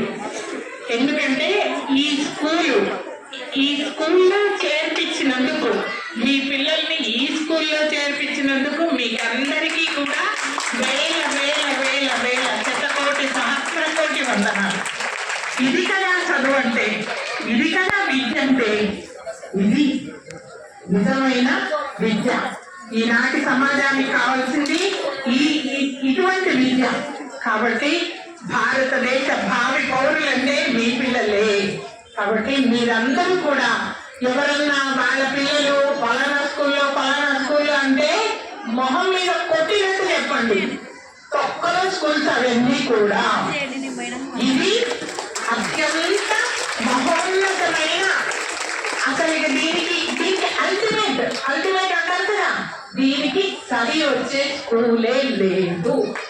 ఇది మీరు మనసుల్లో, మీ పిల్లల మనసుల్లో బాగా నాటించాలి. ఇక మనమందరం కూడా దైనందిన జీవితంలో పొద్దున్నే లేవగానే ఎన్నో పనులు చేసుకోవాలి కదా. అన్నిటికంటే ముఖ్యమైనది మనకేంటి? ఆరోగ్యం. నేను ఆరోగ్యం గురించి, ఎందుకంటే మనం ఆరోగ్యం ఒక ప్రపంచ లెక్కల ప్రకారం ప్రతి మధ్య తరగతి కుటుంబం 2 విషయాల్లో పేద కుటుంబంలోకి వెళ్ళిపోతుందంట. ఏంటి అంటే, మొదటిది వైద్య ఖర్చులు, అవునా కదా? రెండవది విద్యా ఖర్చులు. ఇప్పుడు మిగతా స్కూల్స్ ఏమి ఎల్కేజీకి నర్సరీకే 60,000 లక్ష, అవునా కదా? ఇప్పుడు మామూలుగా మరి అంతంత అవసరమా? అవసరం లేదు. అంటే ఈ విధంగా ప్రధానమైనది ఆరోగ్యం. ఆరోగ్యమే మహాభాగ్యం అన్నారు, మిగతా దేనికి అనలేదు. కాబట్టి ఇప్పుడు చిన్న ఒక 5 నిమిషాల్లో మీకు ఈ ఆరోగ్యం అనేది మహాసముద్రం. కానీ దీని గురించి ఒక చిన్నది. పొద్దున్నే లేవగానే అందరూ టీ తాగుతారు కదా. లేవగానే ఒకసారి చేతులు ఎత్తుదామా? టీ తాగుతాం అన్న వాళ్ళందరూ తాగని వాళ్ళు ఎవరైనా ఉన్నారా? ఒకసారి చేయించండి. తాగని వాళ్ళు మాత్రం ఎత్తండి. అస్సలు తాగని వాళ్ళు, మా ఇంట్లో టీ ప్రసక్తే ఉండదు అన్నవాళ్ళు మాత్రమే. మా ఇంట్లో టీ అంటే మా కుటుంబ సభ్యులు ఎవరైనా వస్తే పెట్టించు ఎదురేరు.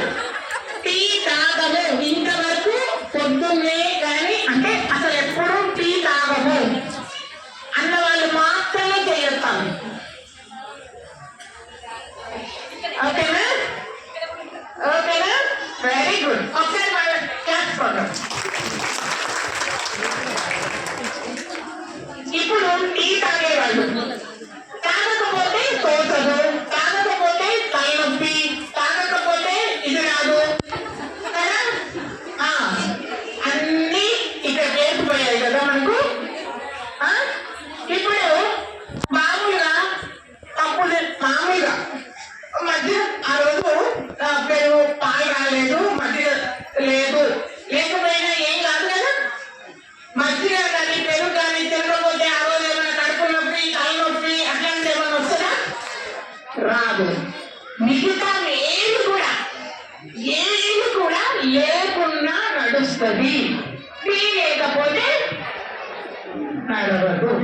ఎందుకు? టీ తాగకపోతే ఎందుకు తలనొప్పి?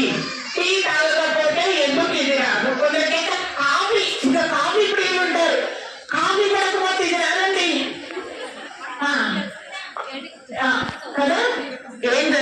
జరుగుతుంది తెలుసా మీ శరీరంలో? మొట్టమొదట అక్కడి నుంచి మీ శరీరాన్ని అనారోగ్యం పాలు చేస్తున్నారు. టీ శరీరాన్ని పంపించడం మొదలుపెట్టి అక్కడి నుంచి నిజానికి చిన్నపాటి డ్రగ్ అది. Tea nicotine. టీలో ఉండే డ్రగ్ పేరు నికోటిన్. కాఫీలో ఉండే డ్రగ్ పేరు కెఫిన్, కియోఫిన్. అది అయితే ఈ డ్రగ్ ఇదేంటి అంటే కొంచెం కొంచెం కొంచెం కొంచెం కొంచెం కొంచెం మొదలయ్యి తర్వాత మిమ్మల్ని ఆ తలనొప్పి, నీరసం, నిస్సత్వ, టీ తాగగానే అమ్మా ఎంత ఫ్రెష్గా ఉంది కదా, ఏం లేదు, మందు కొట్టేటోడు పెద్ద దొంగ, టీ తాగేటోడు చిన్న దొంగ. సింపుల్, అవునే కదా? అంతేనా కదా మరి? వాళ్ళేమో మందు కొట్టుంటుంది అంటారు కదా, మరి టీ తాగకపోతే కూడా అన్నీ అంటారు. గమనించుకోండి, ప్రధానంగా నరాలను నిస్సత్వ నిశ్చేదం చేసేది టీ. మీరు టీని నిర్లక్ష్యం చేయకండి. నెమ్మదిగా అంటే మీరు టీ ప్లేట్ లో పొద్దున్నే అదే వేడి నీళ్ళలో తేనె కలిపి అలాగే సిప్ చేయండి. ఇక్కడ ఉండే నర్వ్ సిస్టమ్ కి ప్రశాంతత చేకూరుతుంది. తద్వారా బ్రెయిన్ కూడా మీరు ఆ టీ అనే ఎడిక్ట్ నుంచి బయటపడగలుగుతారు. మీకు నివారణ కూడా చెప్తున్నాను, దాని నుంచి ఎలా బయటపడాలో ప్రాబ్లం సొల్యూషన్ కూడా చెప్తున్నాను. ఆచరణ అనేది ప్రధానం. ఏదైనా ఆచరణ లేకపోతే మాత్రం ఏది సాధ్యం కాదు. ఇప్పుడు మీకు జ్వరం వస్తే డాక్టర్ 3 పూటల ఈ టాబ్లెట్లు వేసుకోండి అనగానే అవి తెచ్చి గూట్లో వెళ్తే జ్వరం తగ్గుతుందా? వేసుకుంటే తగ్గుతుందా? వేసుకుంటే అంటే ఆచరణలో పెట్టండి. టీ నుంచి బయటపడండి. ఇది మొదటిది. నాకు ఇంకా 2 నిమిషాలు ఉందా? ప్రతి ఒక్కరి ఆచరణలో పెట్టండి. పొద్దున్న లేవగానే కొంచెం బాగా మీరు ఆ వేడి నీళ్ళలో కొంచెం తేనె కలుపుకొని నెమ్మదిగా సిప్ చేయండి. శబ్దం చేసుకుంటూ తాగుతారు కదా టీ, ఆస్వాదించుకుంటూ. అలా మీరు దాని నుంచి బయటపడండి. ఇదొక భయంకరమైన వ్యాధి టీ తాగటం అనేది. మీ పిల్లలకు అలవాటు చేయకండి. నెక్స్ట్ సెకండ్ వన్, ఇప్పుడు ప్రతి ఇంట్లో ఉన్న పెద్ద మహమ్మారి, పెద్ద మాయ రోగం. మాయ ఎందుకన్నా అంటే మాయ అంటే అది కనిపించదు, రోగాన్ని కనిపించదు. ఏంటి ఆ రోగం అంటే ఫ్రిడ్జ్. ఫ్రిడ్జ్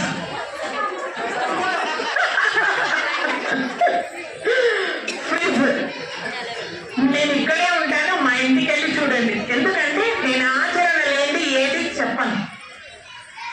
నేను ఒక ప్రాణాయామం నేర్పిస్తాను, చేసే నేర్పిస్తాను. ఆచరణ ఉంటేనే చెప్తాను. ఫ్రిడ్జ్, మా ఇంట్లో ఫ్రిడ్జ్ నాకు ఎలా విన్నారా? పరిస్థితుల్లోనూ ఎండాకాలం కదా నిప్పులు కురవని ఫ్రిడ్జ్ నాట్ ఎలా. ఫ్రిడ్జ్ లో పెట్టే ప్రసక్తే లేదు, ఫ్రిడ్జ్ వాడే ప్రసక్తే లేదు. ఇది మీరు ఆచరించండి. ఒకప్పుడు హాస్పిటల్స్ ఎక్కువ ఉన్నాయా? ఇప్పుడు ఎక్కువ ఉన్నాయా కదా? ఒకసారి యమధర్మరాజు దగ్గర ఉండే వాళ్ళ స్టాఫ్ అంతా స్ట్రైక్ చేశారంట. ఈరోజు ఆయన సభకు వచ్చాడు, స్టాఫ్ స్ట్రైక్ అని బోర్డు పట్టుకొని నిలబడ్డారు. ఏమేమి ఇదేలా అన్నారు. అంటే ఏదో నథింగ్, మేము స్ట్రైక్ అంటే స్ట్రైక్ అన్నారు. ఎందుకు అని అడిగితే వర్క్ లోడ్ ఎక్కువైంది అన్నారు. వర్క్ లోడ్ ఎక్కువైందా? ఎట్లా కొత్త వాళ్ళని అపాయింట్ చేసుకోండి, లేకపోతే మాకదంతా తెలియదు. మాకు వర్క్ లోడ్ ఎక్కువైంది, మీరు ఎట్లా ఈ ప్రాబ్లం ఎట్లా సాల్వ్ చేస్తారో మీ ఇష్టం అన్నారు. ఈయనకు కొంచెం సలహాలు తీసుకోవడానికి విష్ణుమూర్తి దగ్గరికి పరిగెత్తాడు. పరిగెత్తితే స్వామి మా స్టాఫ్ అంతా స్ట్రైక్ అని బోర్డు పెట్టారు, ఎట్లా అంటే అదే ఏంది యమధర్మరాజా అంటే ఇట్లా అంటే అవునా అని ఆయన ఇలా పడుకొని ఆలోచించి వర్క్ లోడ్ ఎక్కడి నుంచి వస్తుంది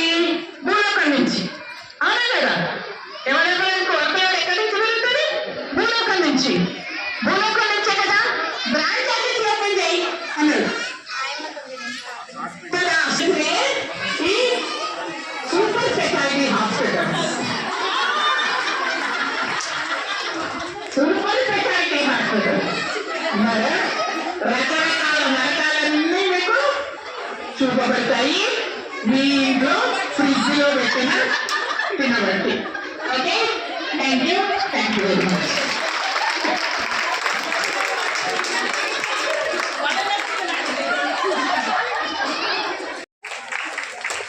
మాతృమూర్తి అంటేనే ఒక గొప్ప అద్భుతమైన ఫీల్ వచ్చేస్తుంది మనకి.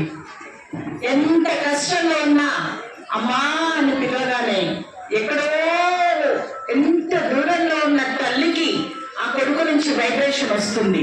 నా కొడుకు, నా బిడ్డడు ఎక్కడో ఆపదలో ఉన్నాడు అనేది మనకు స్ట్రైక్ అయిపోతుంది. మరి ఎలా వచ్చింది ఈ వైబ్రేషన్? ఎలా వచ్చింది? That is Bhagavad Gita. జ్ఞాని చదవాల్సింది భగవద్గీత, అజ్ఞాని చదవాల్సింది భగవద్గీత. ఆపదలో ఉన్నవారు చదవాల్సింది భగవద్గీత, ఆపద లేని వారు చదవాల్సింది భగవద్గీత. ఒకసారి శ్రీ నారాయణ రెడ్డి గారు ఒక మీటింగ్ అయినప్పుడు అంతర్జాతీయంగా యుఎస్ అంటేనే వాళ్ళు ఒక నయగర జలపాతాన్ని చూపిస్తారు. అలాగే ప్యారిస్ అంటే మా గొప్ప మాన్యుమెంట్ ఈఫిల్ టవర్ అని చూపిస్తారు. భారతదేశం మాత్రం తాజ్ మహల్ ని చూపిస్తుంది. మిమ్మల్ని చూడగానే మాకు సమాధులు గుర్తొస్తున్నాయి, ఇదేనా మీ దేశం అని అడుగుతారు సింగరేజి నారాయణ రెడ్డి గారిని. సింగరేజి నారాయణ రెడ్డి గారు ఏమని ఆన్సర్ ఇస్తారంటే, నా దేశం అంటే ఒక భగవద్గీత, నా దేశం అంటే ఓ అగ్నిపునీత సీత, నా దేశం అంటే కరుణాంతరంగం, నా దేశం అంటే అమృత మార్గం, నా దేశం అంటే నా గొప్ప స్త్రీ శక్తి అని చెప్పింది. అలాంటి మాతృమూర్తులకు సాధారణంగా ఏ మీటింగ్స్ వెళ్ళినా అశేష ధనవంతారు అనేక ప్రోగ్రామ్స్ ఉంటాయి. కానీ నేను ఎన్ని మీటింగ్లకు వెళ్ళినా సరస్వతి శిశుమందిర్ లాంటి పాఠశాలలో మాత్రమే ఇలాంటి విలువలు గల తల్లుల మీటింగ్ చూశాను. ఒక అమ్మాయిని కానీ అబ్బాయిని కానీ పెంచాలి అంటే తల్లి మాత్రమే పెంచగలరు. తల్లి పరిచయం చేసే వ్యక్తి తండ్రి. తండ్రి తన భుజాల మీద ఎక్కించుకొని అనేక మార్గాలు తిప్పినా అతనికి తల్లి నేర్పిన విద్యలే మన వెంట ఉంటాయి. గోరుముద్దలు పిలిపించి అమృతాన్ని మనకిచ్చి అమ్మా అని పిలవగానే కొడుక బిడ్డ ఎక్కడున్నా కూడా కడుపు తడుక్కున పోయినా చివరికి తను ఒక క్షణంలో చనిపోతుంది అన్నా కూడా కొడుకు తులసికి నీటితో తీర్థం నోట్లో పోస్తుంటే, తన చితికి నిప్పంటిస్తుంటే, అమ్మ మీరు కొంచెం సెల్వం చేయాలి మేడం, కొడుకు చితికి నిప్పంటిస్తుంటే అప్పుడు తల్లి మనసు ఏమనుకుంటుందంటే, ఆ చితి నిప్పుతో నా కొడుకు చేయమన్నా కాల్తుందేమో అని ఆలోచిస్తుంది. అదే తల్లి మనసు.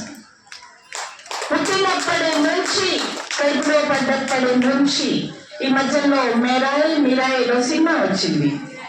మీరాయ్ ఆ సినిమాలో అసలు తల్లికి కొడుక్కి సంబంధం ఎక్కడ తల్లి పెంచలే, కడుపులో ఉన్నప్పుడు మాత్రమే పెంచుతుంది. ఆ కొడుకుని తీసుకెళ్లి ఒక దగ్గర వదిలేసి వస్తుంది. కానీ ప్రతి విజయం వెనకాల తనకు తల్లి వర్డ్స్ గుర్తొస్తాయి. ఎలా గుర్తొచ్చాయి అబ్బాయి? అవన్నీ ఆ కొడుకుని తన 9 మాసాలు కడుపులో ఉన్నప్పుడు తల్లి నేర్పించిన విద్యలు గుర్తొచ్చి విజయీ భవ అంటూ విజయంతో ముందుకెళ్తాడు. అన్ని రంగాల్లో విజయం సాధిస్తాడు. అలాంటి మాతృమూర్తులకు మరొక్కసారి వందనం. చాలా చక్కగా మార్నింగ్ నుంచి ఎన్నో రకాల ప్రోగ్రామ్స్ చేస్తూ ఉన్నాం, ఎన్నో రకాల ప్రోగ్రామ్స్ చూస్తూ ఉన్నాం. మన పిల్లలు చక్కటి ఝాన్సీ లక్ష్మీబాయి ఇక్కడికి వచ్చి మాట్లాడుతున్నప్పుడు చిన్న పాప ఝాన్సీ లక్ష్మీబాయి, ఒక పెద్దమ్మాయి ఝాన్సీ లక్ష్మీబాయి, ఒక తల్లి చక్కటి డాన్స్, అభినయం, నాటకం, అనేక రకాల అభినయాలు, అనేక రకాల శృతి లయల మధ్యన ఈ సాగుతున్న ఈ గొప్ప మీటింగ్ కి హాజరు కావడమే ఒక అదృష్టం. అందులో పాల్గొనడం ఇంకా అదృష్టం. సత్యనారాయణ స్వామి వ్రతం చేస్తే అక్కడ ఉన్న డ్రామాలు చెప్తా ఉంటాడు. సత్యనారాయణ స్వామి వ్రతం చేస్తుంటే చేసిన వారికి ఎంత ఫలము, చూసిన వారికి కూడా అంతే ఫలము. మనందరం 5 కథలని చాలా శ్రద్ధగా వింటాం. ఎందుకంటే మన ఇంట్లో మనం వ్రతం చేసుకున్నప్పుడు మనకు అంత శ్రద్ధ ఉండదు, పక్కింటి వాళ్ళు చేసినప్పుడు చాలా శ్రద్ధగా ఉంటాం, మనకు ఎలాంటి పని ఉండదు. కాబట్టి 5 కథలను శ్రద్ధగా విన్న తర్వాత తీర్థం తీసుకుంటాం, ప్రసాదం తీసుకుంటాం. మరి తీర్థాలు ప్రసాదాలు ఏంటి? భక్తి అనేది నీళ్ళలో కలిస్తే తీర్థం అవుతుంది. పరబ్రహ్మ స్వరూపం పరమాత్మ అన్నంలో ఆ కిరణాలు, పరమాత్మని కిరణాలు అన్నంలో పడితే అది ప్రసాదం అవుతుంది. ఈ తీర్థాన్ని, ఈ ప్రసాదాన్ని స్వీకరించి మనము ధర్మక్షేత్ర కురుక్షేత్ర నుంచి సంజయ విజయీ భవ వరకు 18 పర్వాలు 700 శ్లోకాలు భగవద్గీతను చదివినా చదవకున్నా పూర్తిగా అర్థం చేసుకుంటాం ముఖ చిత్రాన్ని చూసి. భగవద్గీతను పట్టుకొని ఒక వ్యక్తి ధనుష్కోటిలో రోజు భగవద్గీత మొదలు పెట్టుకుంటాడు, చూస్తూ ఉంటాడు. చదువు రాదు ఆయనకి, కానీ భగవద్గీత చదవాలి. ఎలా? మొదలు పెట్టుకుంటాడు, చూస్తూ ఉంటాడు. ఆయన పెట్టుకొని చూస్తూ ఉంటాడు కాబట్టి అందరూ కూడా మళ్ళాగా వచ్చి భగవద్గీత పెట్టుకొని చూస్తూ ఉంటారు. వాళ్ళు చదువుతూ ఉంటారు, ఈయనకు మాత్రం చదవటం రాదు. రోజు చూస్తూ చూస్తూ చూస్తూ ఏడుస్తుంటాడు. ఒక రోజు మధ్యలో రమాదేవి గారు లేచి, ఏంటి మీరు ఎందుకు లేచారు, ఎందుకు ఏడుస్తున్నారు అని అడుగుతారు. ఎందుకు ఏడుస్తున్నారంటే భగవద్గీత చదవాలంటే నాకు చదువు రాదు, చదవాలనే ఆసక్తి, నేను చదవలేను, మరి ఏం చేయాలి అంటే మీకు ఏమర్థమైంది భగవద్గీతలో అంటే, భగవద్గీత యొక్క ముఖ చిత్రం చూస్తే నాకేమర్థమైందంటే భగవాన్ శ్రీకృష్ణుడు ఒక సాధారణ మనిషి అర్జునికి రథ సారథిగా మారి చెప్పిన జీవన వేదమే భగవద్గీత అని అర్థమైంది అని అంటారు. అది మన భగవద్గీత యొక్క స్పెషాలిటీ. అది మన భారతీయ సంస్కృతి యొక్క గొప్పదనం. భారతీయ సంస్కృతి చాలా గొప్పది. ఎంత గొప్పది అంటే స్వామి వివేకానంద చెప్పినట్లు ఉక్కు కండరాలు మన చేతి మన శక్తిలో ఉంటాయి. మన పిల్లల్ని మనం ఏ రకంగా తయారు చేయాలి అనుకుంటే అదే రకంగా తయారు చేస్తాం.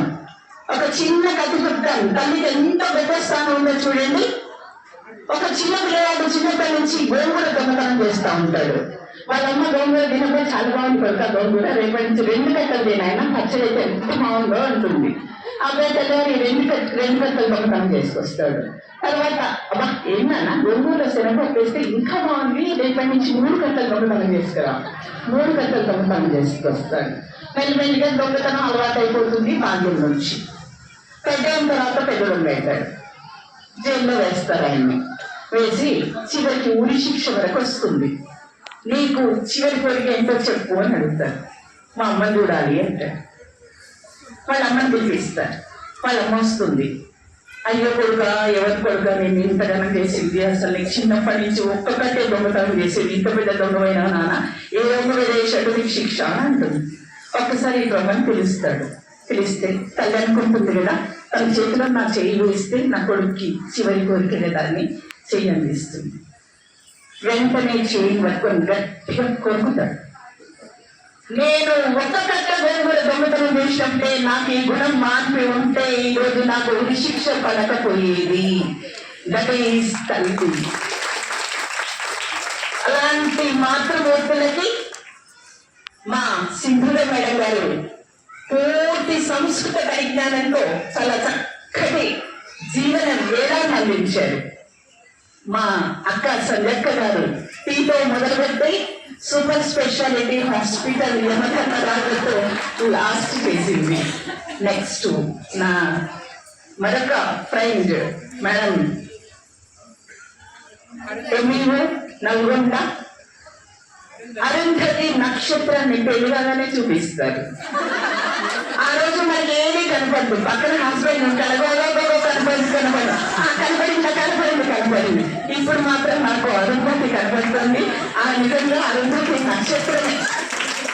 నా సతీ అనసూయలకి, నా మైత్రేయులకి, నా గార్గిలకి నేను ఇచ్చి ఒక చిన్న సూచన ఏంటి అంటే, ఆచరిద్దాం, నేర్చుకున్నాం, చదువుకున్నాం, అన్నిటినీ మేళవించి మన జీవితంలో పర్యావరణాన్ని పరిరక్షించుకున్నాం, ప్లాస్టిక్ భూతాన్ని తరివేద్దాం. ఇలాంటి పర్యావరణ పూర్వక పనుల్లో మనం నిమగ్నం అవుదాం. భారతీయ సంస్కృతి సంప్రదాయాన్ని మన చేతిలో కాగడాలాగా పట్టుకుందాం, అందరము జిజియా బయలుదేరదాం, అందరము సరస్వతి శిశు మందిరాల్లో విలువలతో కూడిన విద్యను నేర్చుకుందాం, మన విద్యార్థులకు నేర్చుకుందాం. Thank you so much. గారు, సరిత గారు అండ్ గీత గారు. సరిత గారు, కమిటీ సెక్రటరీ శ్రీమతి మహేశ్వరి గారు, కమిటీ ట్రెజరర్ శ్రీమతి శ్రీలత గారు, మెంబర్స్ భవానీ గారు, అశ్విని గారు, ప్రణవి గారు, సుష్మా గారు, సరిత గారు అండ్ గీతా గారు. These Mataji's are our school parents. And Master Party Committee members. Let me just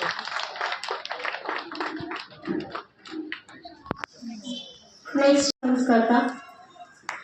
తను అన్ని పార్టీలకు అతీతంగా వర్క్ చేస్తూ అందరికీ సోషల్ యాక్టివిటీస్ చాలా చేస్తారు. ఇంకా వాళ్ళ కూతురు గైనకాలజిస్ట్ వెంకటరమణ గారు పేదవాళ్ళకు ఉచితంగా డెలివరీస్ చేస్తారు. వాళ్ళకి అలాంటి గొప్ప కూతుర్ని కన్నా వాళ్ళు. ఓకే మేడం, మీకు సన్మానం చేస్తాను, నేను చాలా సంతోషంగా ఫీల్ అవుతున్నాను. హ్యాపీగా ఫీల్ అవుతున్నాను. Thank you ma'am. Thank you so much. Okay sir madam.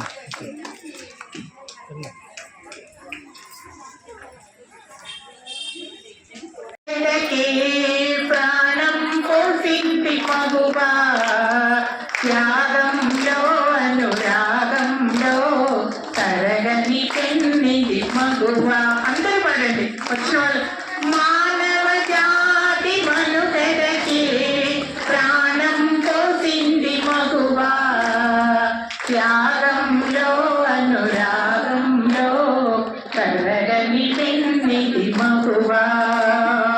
ఒక అన్నకు ముద్దుల చెల్లి, ఒక ప్రియునికి వలపుల మల్లి, ఒక అన్నకు ముద్దుల చెల్లి, వలపుల మల్లి, రాగాలకి కల్పవల్లి.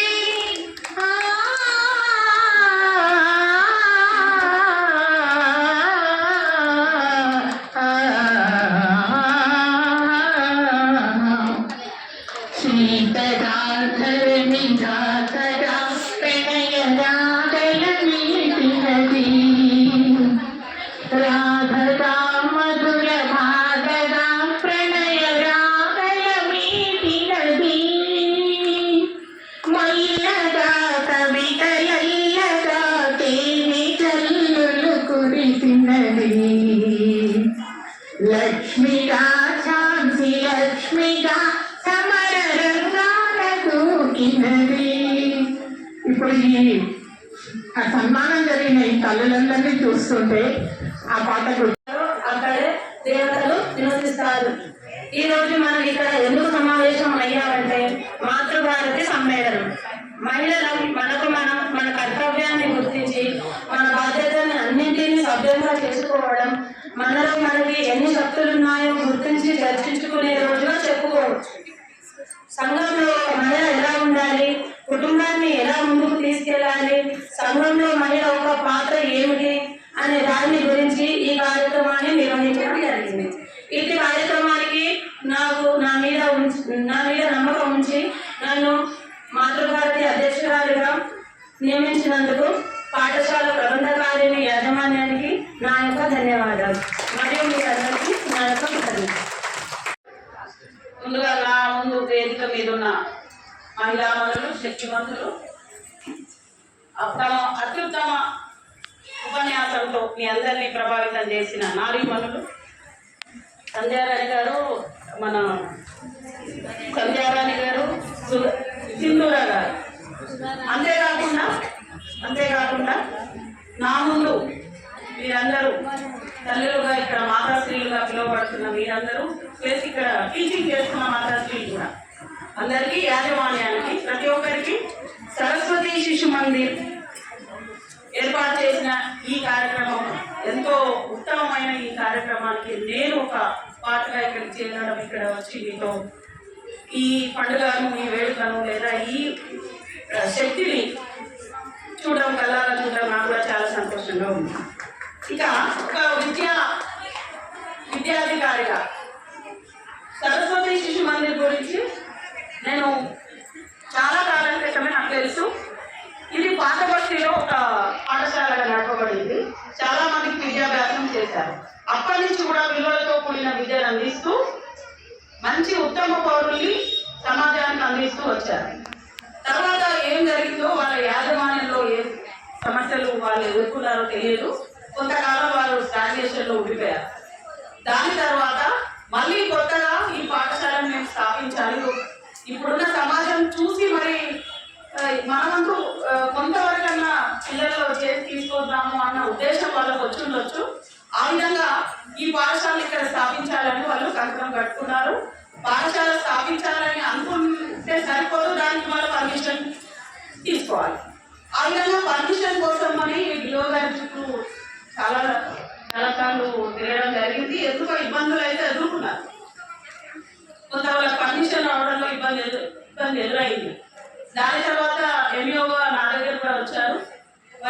వారి బాండ్స్ కానీ మిగతా విషయాలన్నీ కూడా కానీ ఎప్పటికప్పుడు నేను డిఓ గారికి సమర్పిస్తూ కొంతవరకు నా వంతు ఒక చిన్న వీరికి విలువలతో కూడిన విద్య ఇప్పుడు అవసరము, ఖచ్చితంగా ఇలాంటి పాఠశాలలు ఉండాలి, వీటికి సపోర్ట్ చేయాలనే ఉద్దేశంతో మొదటి సంవత్సరం వాళ్ళకే పెట్టడం జరిగింది. ఈ పాఠశాలకి కొంత మేర నా పాత్ర కూడా ఈ శిశు మందిర్ ఏర్పాటు చేయడంలో, అంటే సెకండ్ ఇన్నింగ్ ఆ విధంగా ఏర్పాటు చేయడంలో నా పాత్ర ఉన్నందుకు నాకు కూడా చాలా సంతోషంగా ఉంది. ఇక మాతామణులు అందరినీ చూస్తుంటే చాలా సంతోషంగా ఉంది. ఇప్పుడు మన భక్తులందరూ చాలా మన సిద్ధుల మేడం గారు అయితే ఇక ఆధ్యాత్మికంగా, భగవద్గీత పరంగా, సైంటిఫిక్ అంటే డాక్టర్ కదా, శాస్త్రీయంగా అన్ని రకాలుగా నా ఉపన్యాసాన్ని నిలవించి, సాధారణంగా మేము అనుకుంటున్నాం ఇందాక మన మేడం సుధారాణి గారు మరియు నేను అనుకుంటున్నాం, ఎందుకంటే మేము విద్యా వ్యవస్థలో ఉన్నాం కాబట్టి ఎక్కువ మాట్లాడడం మాకే తెలుసు అనుకున్నాం.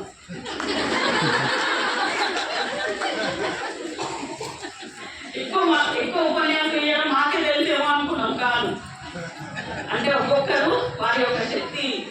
డాక్టర్ గారు కదా, డాక్టర్లు చాలా తక్కువ మాట్లాడతారు. ఇంజక్షన్ ఎంత ఎమర్గా ఇస్తారో అంత తక్కువ మాట్లాడతారు. కానీ ఇక్కడ తెలిసింది డాక్టర్ గారు అసలు ఇంత మంచి ఉపన్యాసం ఇస్తారా అని చాలా సంతోషం అనిపించింది. నాకు పరిచయమైన డాక్టర్ గారు వేరు, ఇక్కడ నేను చూసిన డాక్టర్ గారు. ఎందుకంటే డాక్టర్ గారు గతంలో కూడా పరిచయం ఉంది నాకు. వారు మా విద్యాశాఖలో పనిచేసిన భారతి గారి కూతురు, టీచర్ గారి కూతురు కదా, అందుకనే అలా మాట్లాడేదేమో అని ఇప్పుడు అర్థమవుతుంది. థ్యాంక్ యూ అండి. ఇక సరస్వతి శిశు మందిర్లో మీరందరూ మీ పిల్లల్ని చేర్పించడానికి సంకల్పం తీసుకున్నారు అంటేనే మీరు ఒక ఉత్తమ తల్లులని ఇక్కడ అర్థమైపోతుంది. శక్తి అంతా మీ దగ్గరే ఉందని అర్థమైపోతుంది. మీరు సమాజంలో చిన్న మార్పు తీసుకురావడానికి ప్రయత్నం చేస్తున్నారు అనేది అర్థమైపోతుంది. ఇక ఇంతకంటే ఇంకా వేరే అర్థం కావాల్సిన అవసరం లేదు. కాబట్టి మీరే శక్తివంతులు, మీరే సమాజంలో చిన్న మార్పుకు, ఇందాక బీజం వేశారు, ఏ విత్తనం వేస్తే అదే వస్తుంది అని అన్నారు వక్తలు. ఆ రకంగా మీరు ప్రయత్నంలో ఉన్నారు. నేను కూడా ప్రాక్టికల్ వారిని, ఏదైనా సరే పని చేయాలి. ఇప్పుడు మనం ఎక్కడ ఉన్నామో ఆ పని చేయాలి తప్ప మనం గతంలో ఏం జరిగింది, ఇక ముందు ఏం జరుగుతుంది, ఇది చేస్తే ఏమవుతుంది, అది చేస్తే ఏం జరగదు, ఇలాంటివన్నీ కాలయాపన. ఖచ్చితంగా మన విద్యుత్ ధర్మాన్ని, మనం ధర్మం అని చెప్పారు డాక్టర్ గారు. నా వరకు నా ధర్మం అయితే ఉద్యోగ ధర్మం, ఇంట్లో తల్లి ధర్మం. ఎక్కడ ఏ పాత్ర తీసుకుంటే మనం ఆ రకంగా మన ధర్మాన్ని, మనం పనిని బాధ్యతతో చేయాలి. చేస్తున్నాం, మీరందరూ కూడా అదే విధంగా చేస్తున్నారు. కానీ నెగిటివ్ మైండెడ్గా ఉండకండి, పీస్ఫుల్ మైండ్తో ఉండండి. అందరూ కూడా ఏది కూడా నెగిటివ్గా తీసుకోకండి. చిన్న విషయాలు అసలు అది తీసుకోవద్దు. మనం చాలా ఉత్తమంగా, చాలా బ్రాడ్ మైండెడ్ మనది. అలాంటి మనము ఒక చిన్న విషయాలకు ఊరికే దాని గురించి టైం పాస్ చేయడం వేస్ట్. దానివల్ల మీ మొహంలోనే దోగుతుంది.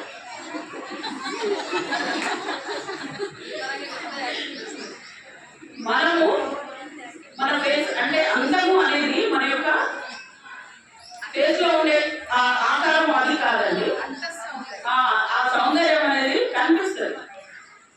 మనకు అది పీస్ఫుల్నెస్ అనేది మనకు ఉంటే, ఆలోచన అనేది మనకు ఉంటే, ఆచరణ మనకు ఉంటే ఖచ్చితంగా ఆ అట్రాక్టివ్నెస్ అనేది కనిపిస్తుంది. మీరందరూ అందంగానే ఉన్నారని నేను అనుకుంటున్నాను. థ్యాంక్ యూ అండి, థ్యాంక్ యూ. ఈ నల్లగొండల 1984లో సరస్వతి శిశు మందిర్ అనే పాఠశాలలు ప్రారంభించారు. ఈ నల్లగొండలో 2 శాఖలుగా ప్రారంభించారు. ఒకటి రామగిరి, రెండోది షేర్బంగ్లా. 1984లో రామగిరి శాఖలో మేము మొట్టమొదటి బ్యాచ్ వాళ్ళం.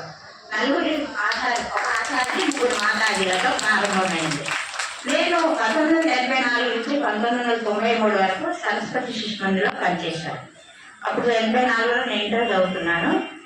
అయితే ఈ శిశు మందిర ద్వారా మన సమాజంలో చాలా మార్పు వస్తుంది. ఈ శిశు మందిర ద్వారానే సమాజంలో ప్రతి ఒక్కరు మంచి ఆలోచనలతో ఉంటారని అనుకుంటాను. మనమే కాకుండా మన చుట్టుపక్కల ఉన్న వాళ్ళని కూడా, ప్రతి వ్యక్తిని శిశు మందిరాలలో పిల్లలకు చేర్పించడానికి మనం అందరము ప్రోత్సహించాలండి.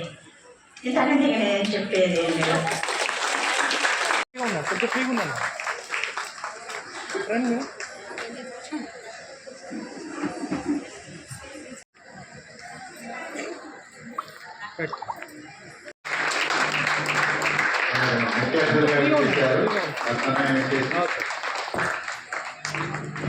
మేడం సార్ భోజనం ఉంది, అందరూ భోజనం తీసుకోవచ్చు. Okay madam.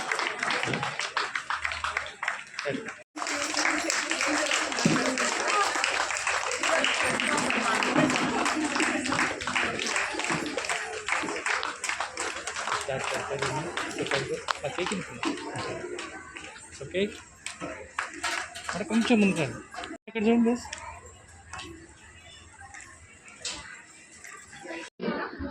శిశు మందిర్ యాజమాన్యానికి నన్ను ఇన్వైట్ చేసినందుకు వారికి ప్రత్యేకమైనటువంటి కృతజ్ఞతలు తెలియజేస్తా ఉన్నాను. అదేవిధంగా వేదిక మీద ఉన్నటువంటి సరస్వతి మాతలందరికీ నా శుభాభినందనలు. ఎందుకంటే వాళ్ళు మహాభారతం గురించి, శ్రీరామచంద్రుడి గురించి, సీతమ్మ తల్లి గురించి ఎన్నో రకాలుగా మనకు చాలా చాలా మంచి మాటలు చెప్పి మనం ఎలా ముందుకు పోవాలో, ఎలా చేయాలో అనేది నేర్పించినటువంటి సరస్వతి మాతలకు నా ప్రణామాలు. అదేవిధంగా ఇక్కడికి విచ్చేసినటువంటి మాతలందరికీ హృదయపూర్వక నమస్సుమాంజలి తెలియజేస్తా ఉన్నాను. మాటలు మనము టీచర్గా వాడద్దు, ఎందుకు వాడాలనేది చెప్పారు. తర్వాత మహాభారతం గురించి చెప్పారు. అదేవిధంగా నేను ఎక్కువ టైం తీసుకోను, నేను 2 నిమిషాలనే కంప్లీట్ చేస్తా. ఎందుకంటే సమయం చాలా విలువైంది, కాలాతీతం అయింది కూడా. కాబట్టి నేను ఒకటే చెప్పదలుచుకున్నా, ఈ రోజుల్లో మన పిల్లలని మనం ఏ రకంగా చూసుకోవాల్సిన బాధ్యత మన భుజస్కంధాల మీద ఉంది. ఎందుకు చెప్తున్నారంటే ప్రేమ పేరుతో పిల్లలు చాలా ఇబ్బందులు పడుతున్నారు. ప్రేమించేటప్పుడు బాగానే ఉంది, ఆయన పోతుంది చేస్తుంది, 4 రోజులు మంచిగా వాడుకుంటారు. తర్వాత తల్లిదండ్రుల కాలం ఇవ్వబడని, ఏలం ఇవ్వబడని రాకేరు. కాబట్టి పిల్లలని స్కూల్ పంపించిన దగ్గర నుండి మగ పిల్లవాళ్ళైతే గంజాయికి అలవాటు పడుతున్నారు. చిన్న పిల్లలే సిగరెట్లలో ఇస్తున్నారు. చాలా ఈ 2 విషయాలు మన మాటలందరం గుర్తుంచుకోవాల్సినటువంటి విషయాలు. నేను ఎందుకు చెప్తున్నానంటే నిత్యం నగరికల్లో చూస్తున్నాం, ప్రేమ పేరుతో ఎంతో మంది మోసగింపబడుతున్నారు. మరి అలాంటప్పుడు మన భుజస్కంధాల మీదనే ఉంది ఆ బాధ్యత. ఎందుకు చెప్తున్నానంటే పిల్లలు స్కూల్కి పోయిన తర్వాత పిల్లలు సాయంత్రం ఏ టైంకి వస్తున్నారు, స్కూల్ ఎన్ని గంటలకు వదిలిపెడుతున్నారు, ఏం సంగతి, ఏం చేస్తున్నారు, స్కూల్లో హోంవర్క్ ఏంటిది, పిల్లల పుస్తకాలు చెక్ చేయాలి.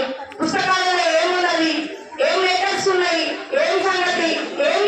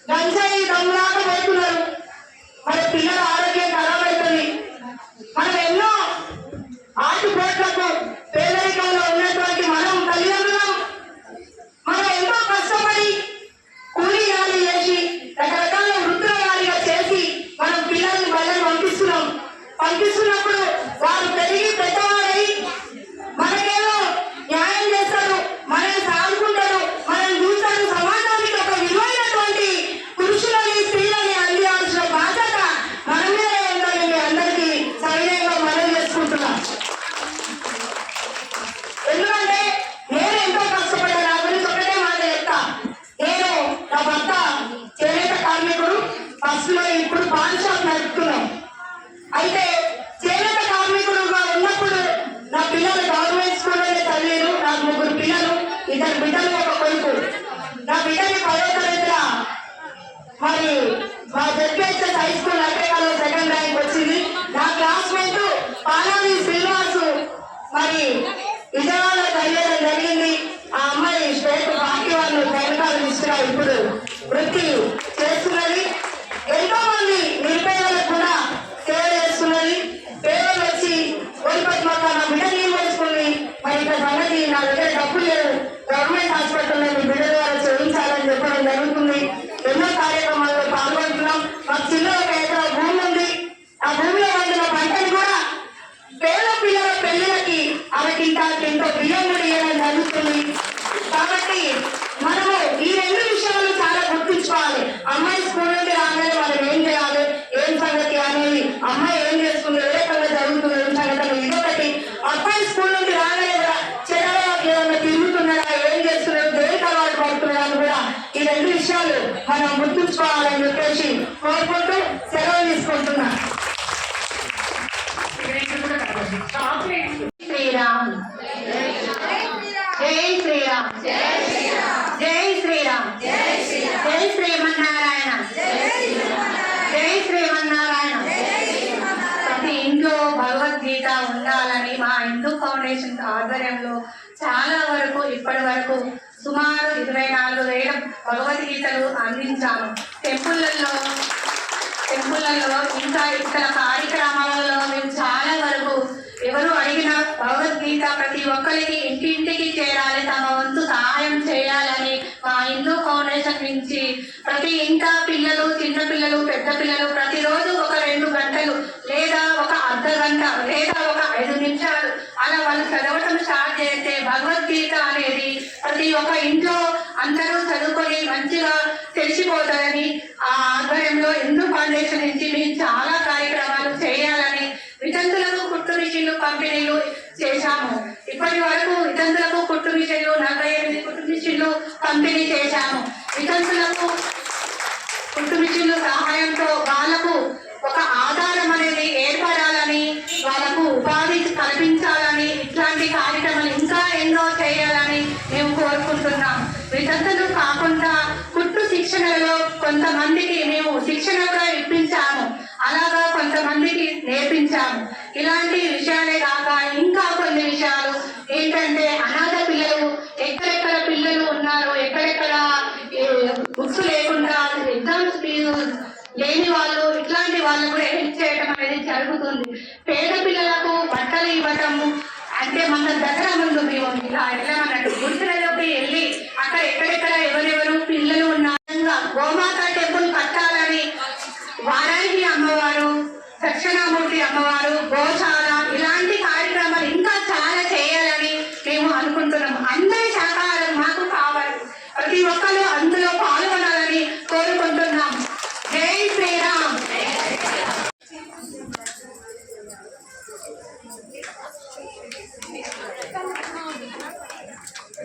అటువైపు వెళ్ళండి.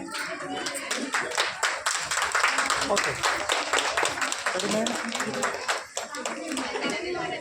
Okay madam, right madam, okay okay madam.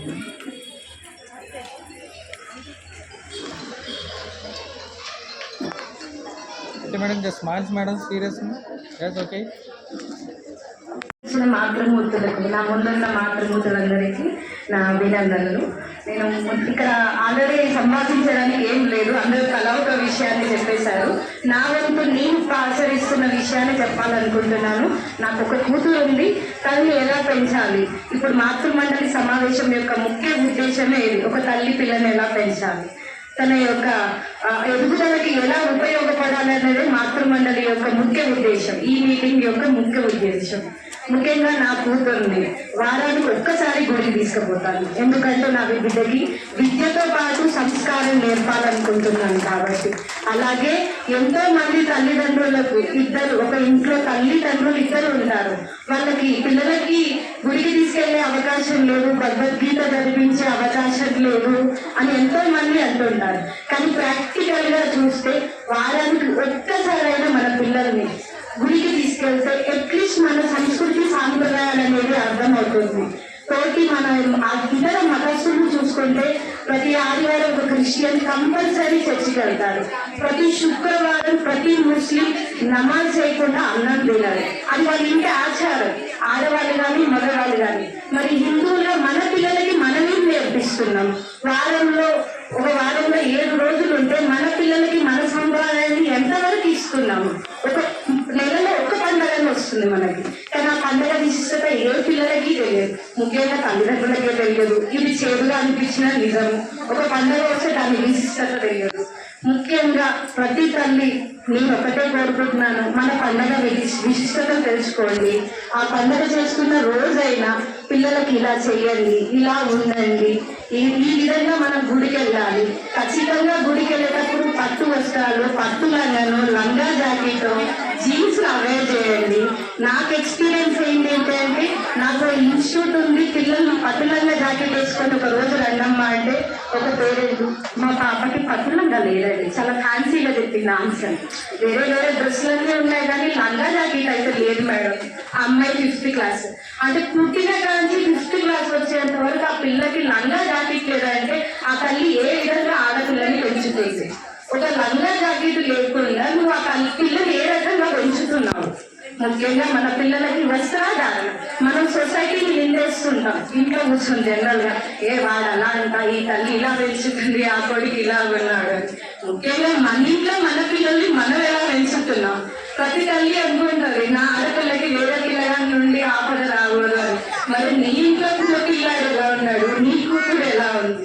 అందుకే ప్రతి తల్లి కూతుర్ని రుద్రమాదేవిలా పెంచితే కొడుకుని ప్రభు శ్రీరామచంద్రమూర్తిలా పెంచాలని కోరుకుంటున్నాను. అంతే విధంగా అందరికీ భగవద్గీత చదివితే గుర్తుండదు, నాకు చదవడం రాదు, అదొక కష్టమైన ఈ తెలుగు. అందరికీ చదవాలని రూల్ లేదు, అంటే తెలుగు రావాలని చదువుకునే పేరెంట్స్ కూడా ఉన్నారు. కానీ మేము ఎలా చదవగలుగుతాం? మాకు గుర్తుండట్లేదు, చదివినా మాకు గుర్తుండట్లేదు అని ఎంతో మంది జనరల్ ఆన్సర్ ఇస్తుంటారు. దానికి మేము ఇచ్చే సమాధానం, మనం ఎప్పుడో చిన్నప్పుడు తల్లిపాలు తాగి ఉంటాం, కానీ చచ్చేంత వరకు తల్లిపాలు యొక్క బలం అనేది మనలో ఉంటుంది. భగవద్గీత కూడా అంతే, మనం ఎప్పుడో చదివి ఉంటాం, విని ఉంటాం, కానీ దాని యొక్క భావం, సారాంశం, దాని యొక్క నీతి అనేది మనం చచ్చేంత వరకు ఉంటుంది. మీకు చదవడం రాకపోతే అట్లీస్ట్ వినండి. అదేదో అంటారు, పరిగెత్తడం రాకపోతే బాకుతూ వెళ్ళండి అని. చదవడం రాకపోతే చాగంటి కోటేశ్వరరావు గారి భగవద్గీత శ్లోకాలు వినండి, వినిపించండి. Thank you. నేను విజ్ఞానమైన కాలేజ్లో బీటెక్ ఫస్ట్ ఇయర్ చదువుతున్నాను. నేను ఒక సేవికని. మనకి విద్యాభారతి అఖిల భారతీయ శక్తి సంస్థ ద్వారా యోజన చేయబడింది శక్తి సంఘం, సప్తశక్తి సంఘం అనే ఒక బుక్లెట్. దీని యొక్క వెల వచ్చేసి 15 రూపాయలు. ఇందులో మన మహిళలకు సంబంధించిన అన్ని కూడా పంచ పరివర్తన అనే ఒక కాన్సెప్ట్ మీద చేయబడిన బుక్ ఇది. ఇందులో ఎంతో మంది వీరనారీల గురించి ఇవ్వబడింది. ఇది మన అందరి ఇళ్లలో ఉండవలసిన ఒక బుక్ ఇది. మనం ఎన్నో రూపాయలు ఖర్చు పెడుతూ ఉంటాము. సో దీని వెల అనేది చాలా చిన్నది, 15 రూపాయలు అనేది. సో అందరూ దీన్ని తీసుకోవాల్సిందిగా కోరుకుంటున్నాము. ధన్యవాదాలు. నేను నా వంశ పరంపరను నేర్పిస్తాను. పరిమితమైన ఖర్చులతో ఇంటిని నడిపిస్తాను. పర్యావరణ రహితమైన జీవన శైలిని అవలంబిస్తాను. భారతదేశ పౌర విధులను పాటిస్తాను. కుటుంబము సమాజము దేశము విశ్వ కళ్యాణం కొరకు పనిచేస్తాం. నేను నాలోని సప్తశక్తులను జాగృతం చేయడం కొరకు సంకల్పిస్తున్నాను.